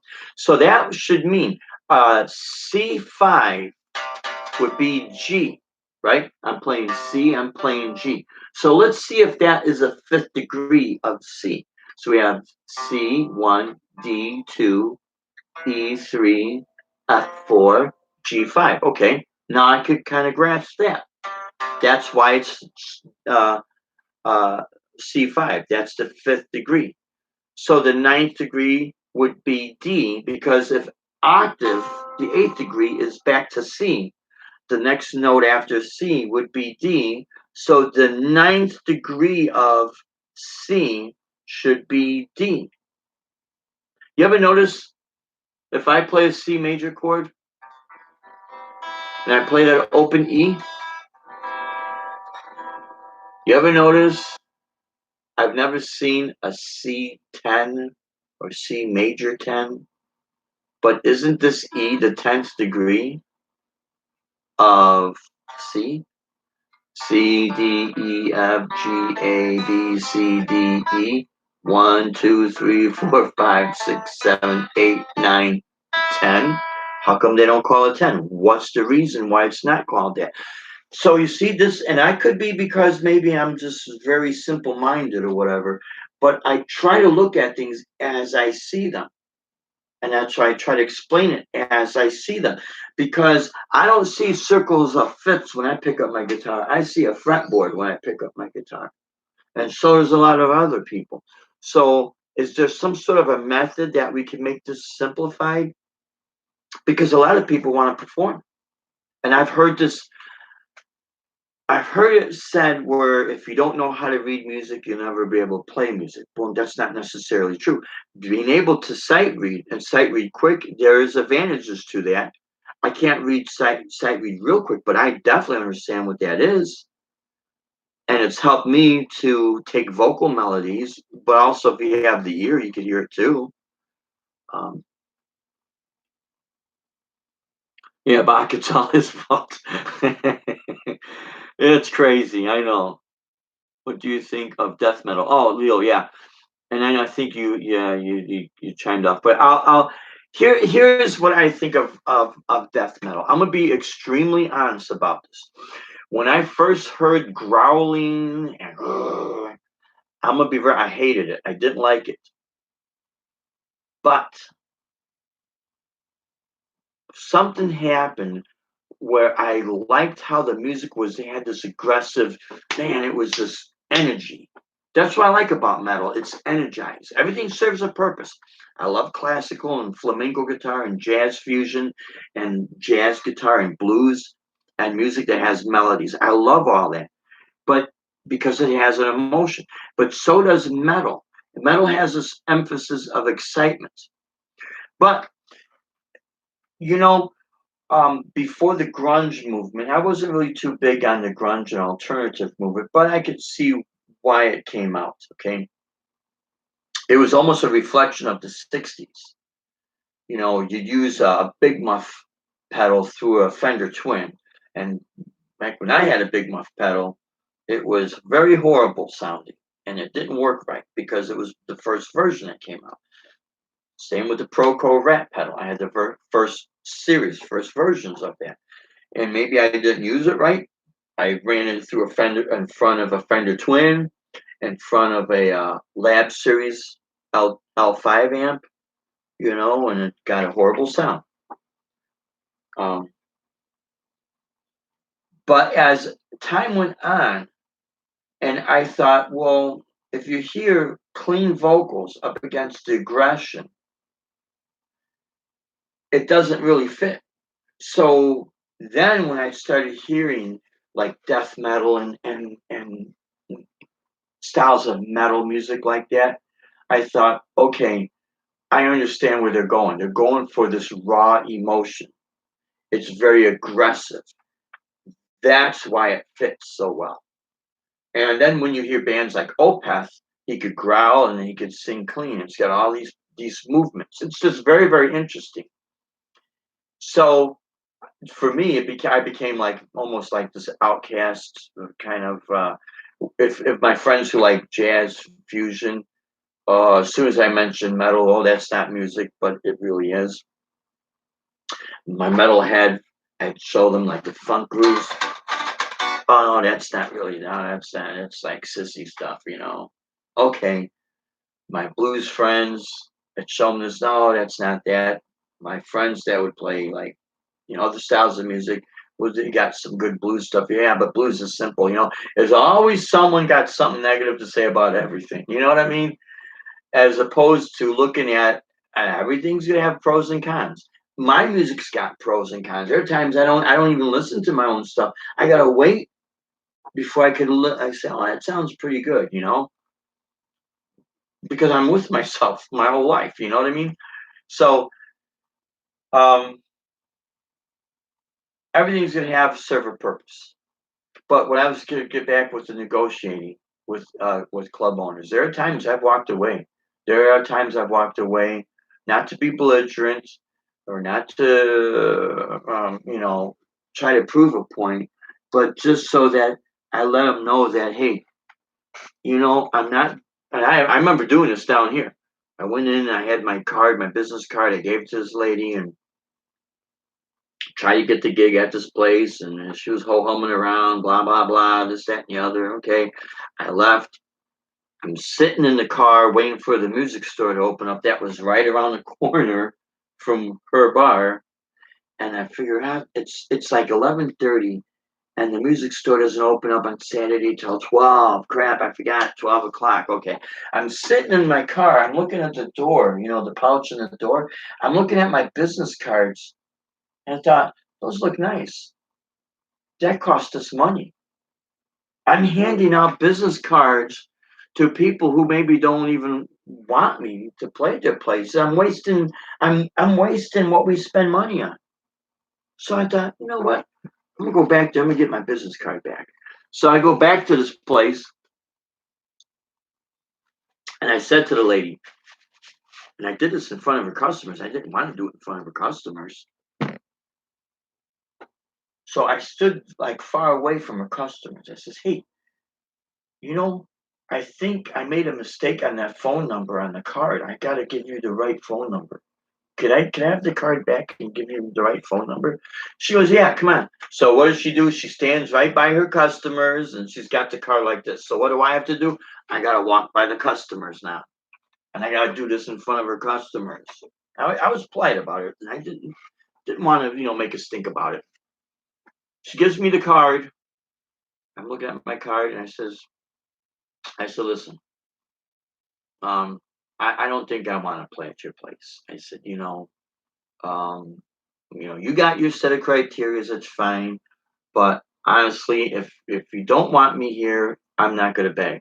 I don't buy into bias. I really don't. I respect you, but it's fine.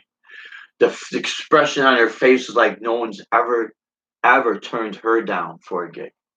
And I'm actually asking for my business card. And I had to do it in front of her customers. So I was trying to be nice. And I walked out the door. Her mouth was open like she was catching flies. I bet you that was the first time in her existence as a club owner someone stood up and said, "You know what? You're not going to treat me like that. I'm sorry. Wish you the best." 2 months later, I wind up playing in her club through Mike because they were doing a benefit for his old drummer. And he invited me to play with his band. And there's the club owner. She's looking at me, and I know she recognized me.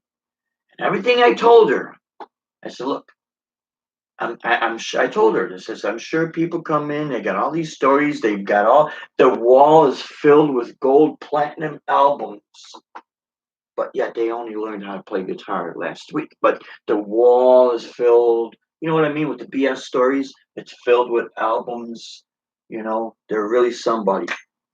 I said, "These are the things that we've done." And I said, "I'm not saying this to be a big shot because I'm not a big shot, but these are the things we've done."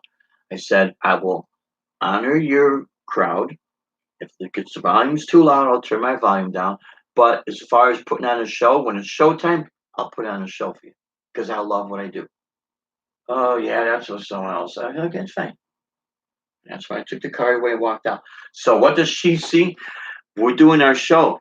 And I made sure they had the other guitar player. I think I only played two or three solos in the songs throughout the whole night. The guitar player, he doing all the other solos. I didn't care. I was having a good time.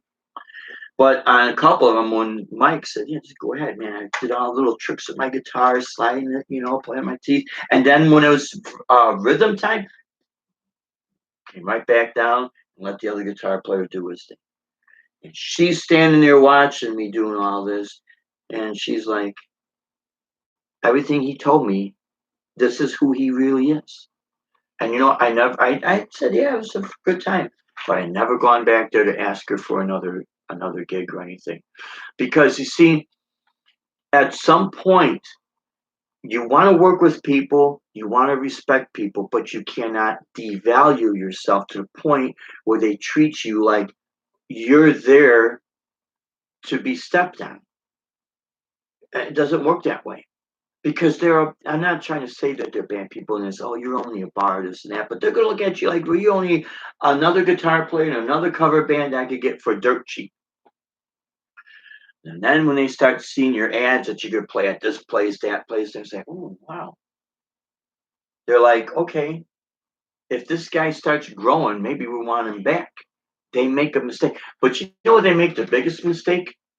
Not only am I the guy trying to get the gig at the place, I might want to sit down and order a sandwich. If you got food, right? I don't drink liquor. You order a Coke or Pepsi, order a meal. "Hey, Deb, let's come out. Let's support this place." But because they mistreated me, it's not like I'm some sort of piece of crap. That's fine. But we're also one of those persons that have money that we'd be willing to spend in your place. So, hope the best for you. You could look out the window and you could see me across the street, eating over there and buying stuff over there. Wish all you the best. Stay over here, but I'm gonna go over there. See, people don't forget when they're mistreated, and this is the power of the negotiating power that you have. You don't have to be belligerent, but They start seeing that when you say something, you mean it and you're doing it, and they start seeing that. Next thing you know, sooner it doesn't take them long for them to want to be your friend and then invite you here and invite you there, and you try to be nice. You don't want to see people go out of business, but you cannot allow people to step on you. How many times playing in a club that they'll look at you like you're nothing? You get to the point like, the hell, man, the waiter is getting more respect than the person that spent all this money on this crap, worked hard to learn their craft, and not to be, egotistical. Don't want to do that, but you want to put a good show on and be respectful.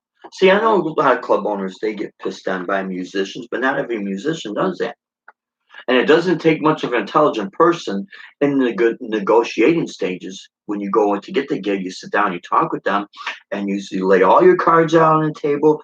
Look, I'd like to play here. This is what I do, but I want to respect your place because I want to make sure that you make money. You see, as soon as you start saying good things that you want to see happen to them, and you'd like to be part of those good things, but you want them to get a lot of the credit, and you want to work with them, an intelligent person is going to look at this and say, hey, I might be able to use this guy or girl or whatever. I might be able to use this guy because he gets it. He understands. He's willing to work with my budget. I did a gig where I told the lady, I don't sing. I play instrumental music. She didn't understand what instrumental music was. She was not even there at the club. And this was on the 50th anniversary of Woodstock. So we're doing an afternoon gig out there, and we had a great time, and hey, no one complained. They're buying like, wow, this is great. Hey, could you turn the volume down? No problem. Turn the volume down when everyone had enjoyed themselves. I would announce, hey man, they're having great food here. This is a great place. The wait staff is great. You guys got to tell your friends to come to this place because I really want to thank them for having us here. We've had food here. We came out last week. Everyone was nice. So remember, when you go home, you got to tell them about this place. I didn't say tell them about me. I said tell them about this place. I was videotaping it. So I get paid, and then I get the phone call later. Yeah. I said, well, if you want to set up another show, well, I don't know because you don't sing. Okay, well, that's what instrumental means. How else can I explain it? Okay. She didn't say, Dave, everybody walked away because you don't sing. Dave, it was too loud. They didn't like you. They thought you stink. She said, I heard you don't sing. Okay. But when you tally it up at the end of the day, the cash register, you made money, didn't you? Well, yeah. Yeah, but you don't sing. Meanwhile, I only had to take one break. And in between, thank you, Metalhead Hippie. I appreciate you saying that because you know where I'm coming from.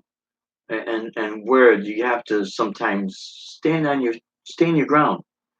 So we take our break, and and the wait staff, she wasn't there. Too bad she wasn't there because she would have seen everything, having a good time and all that. Everybody having a good time.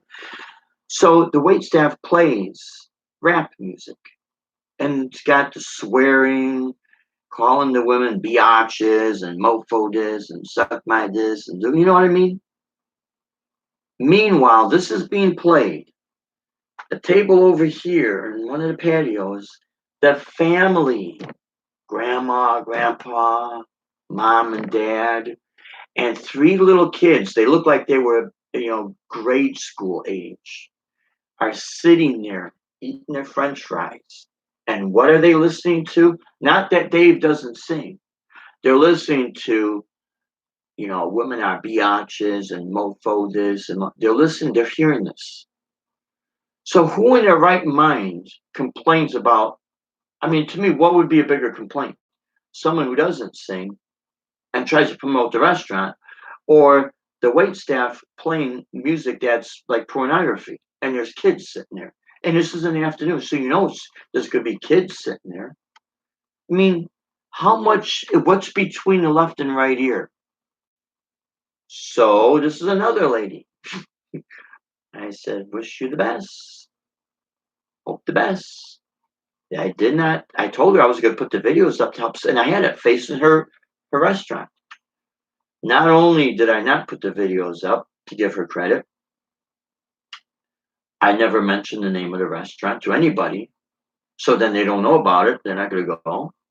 Not to be rude, but why do you want to make such a big deal and almost be argumentative on something that's so irrelevant when you made money off of the guy that doesn't sing and you play music over it that's, so disrespectful to everybody, and then you have kids sitting there listening to, Vintage Sounds. Thank you so much, man, for tuning in. Yeah, that's me, man. I am back live. I've been live for a little while. Again, guys, I was supposed to be on David Stafford's studio, and I had a problem getting logged on, and I had it through my phone, and I couldn't log on. And I feel so bad because he's such a great guy. So you guys got to support David Stafford and Joe Wench Project and R2R3 Locking. They're great people. They're great. I feel so bad. I just got on here by mistake. I thought, oh, well, if I had this, can I go live again ever? You know what I mean? So this is what I mean by these negotiating stages. So this is what I mean by at the beginning of this, if you do the playback, to be what I said in the very beginning about doing your own production. Yeah, you might have to rent the place out. You might have to do the ticket sales, but it's going to be 100% your show because these people need money. You know, let's say to rent out 3 hours. You want to do a 90-minute show, but you rent 3 hours for the setup and the tear down and clean up and everything. So you rent 3 hours. So, hey, YouTube brother, thank you so much, Vintage Sounds. I really appreciate it. I saw you live. Thank you. So you go to the club owner. He says, all right, for 3 hours, I don't know, give me $500. Okay. So instead of buying a pedal that you don't need, and that's your music money to spend. You can do your own show, man. You might make $500 plus more back. You might not, but you're going to be able to do the music that you like to do. Even if no one shows up, the club owner said, well, no one showed up. Yeah, but you still got your $500. And you do ticket sales. You know what I mean? Well, I could have done this. Yeah, you could have, but you still got $500. Guaranteed. You might invite your favorite band and you might only make $200. So I don't know. When I went to school, 500 is more than 200. You know what I mean? It doesn't take much to figure all this out. But you do have to take certain chances. But my point is, by doing shows like this, renting places out, go to maybe banquet halls, small theaters, and things of that nature. You could do your show, and you want to deal with some of these people that are not too bright. Whether it's the club owner's not too bright, or he hires his friend that said he booked bands. Yeah, he booked bands. He called his friend's band to play with him at another bar, and now he's a booking agent. A real booking agent is going to be able to understand that you will make money. Sometimes you'll lose money.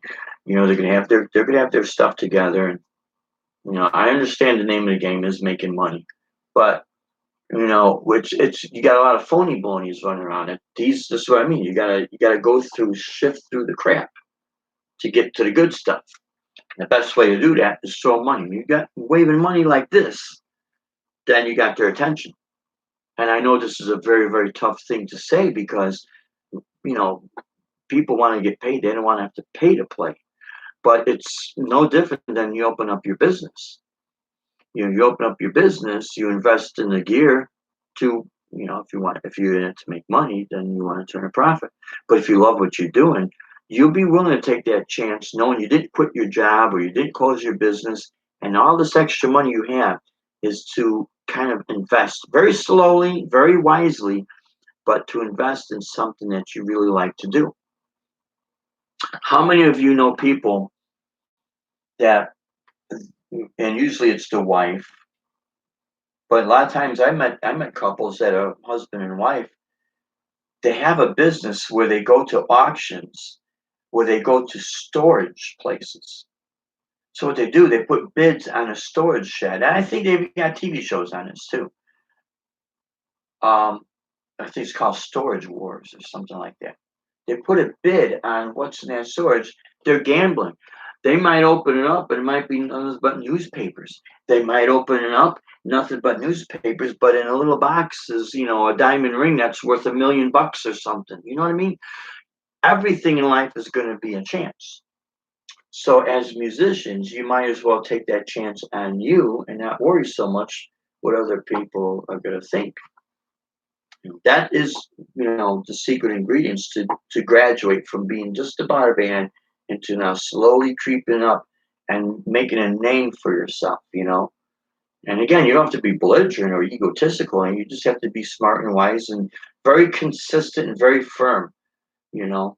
And understand, you know what? I've made mistakes in negotiating. Like, God damn, I shouldn't have done that. Okay, now I know next time, and talk with that person. If they never want to invite me back, that's fine. I did it to myself. That's fine. Own up to it. But be very careful about, having the Marge Simpson lips from kissing so much ass and white knuckling by hanging on to coattails. Be very careful because you know what? True people who would want to do business with you, they're not going to want to do business with people who got puckered up lips from kissing so much because it's going to be deemed they can't trust you. Because if you're going to kiss their behind and when someone else comes with a better offer, you're going to leave them and go there. You know what I mean? One thing I did when we got down here is that restaurant I was playing at before they sold is they were so good to me. I dedicated I was there every Friday and Saturday. Then they cut out to Saturday, and I was there every Friday. I made it a point to no matter who's got this offer and that offer. These people have been good to me. I'm going to honor their kindness to me and let them know that hey, you could count on me. I'll be there. And that's exactly what I did. I only had this one gig, and it wasn't their fault. It was a company I worked for it just pissed me off. Different story for another time. All right, my friends, I'm going to catch up on this. YouTube is messing up lately, and everyone on it is Metalhead Hippie, and I think Michael B. earlier said it's been there's been an influx of people on the internet being live streaming, and it's like everything is like been slowing down or something, you know. And that made sense when Michael B said that. I thought, you know what, he's right because everybody's been home. Not everybody's gonna be watching TV. This is better than TV. So the internet airwaves are getting clogged, I think. Anyways, my friends, you guys, I really appreciate you hanging for 2.5 hours of me babbling on. And I'll get in touch somehow with David Stafford. Definitely Joe Wentz, and let him know that I really apologize. I don't know what the hell happened. I didn't mean to go live while they were going live either. I got lucky and I thought, okay, when's the next time I'll be able to go live? I don't know.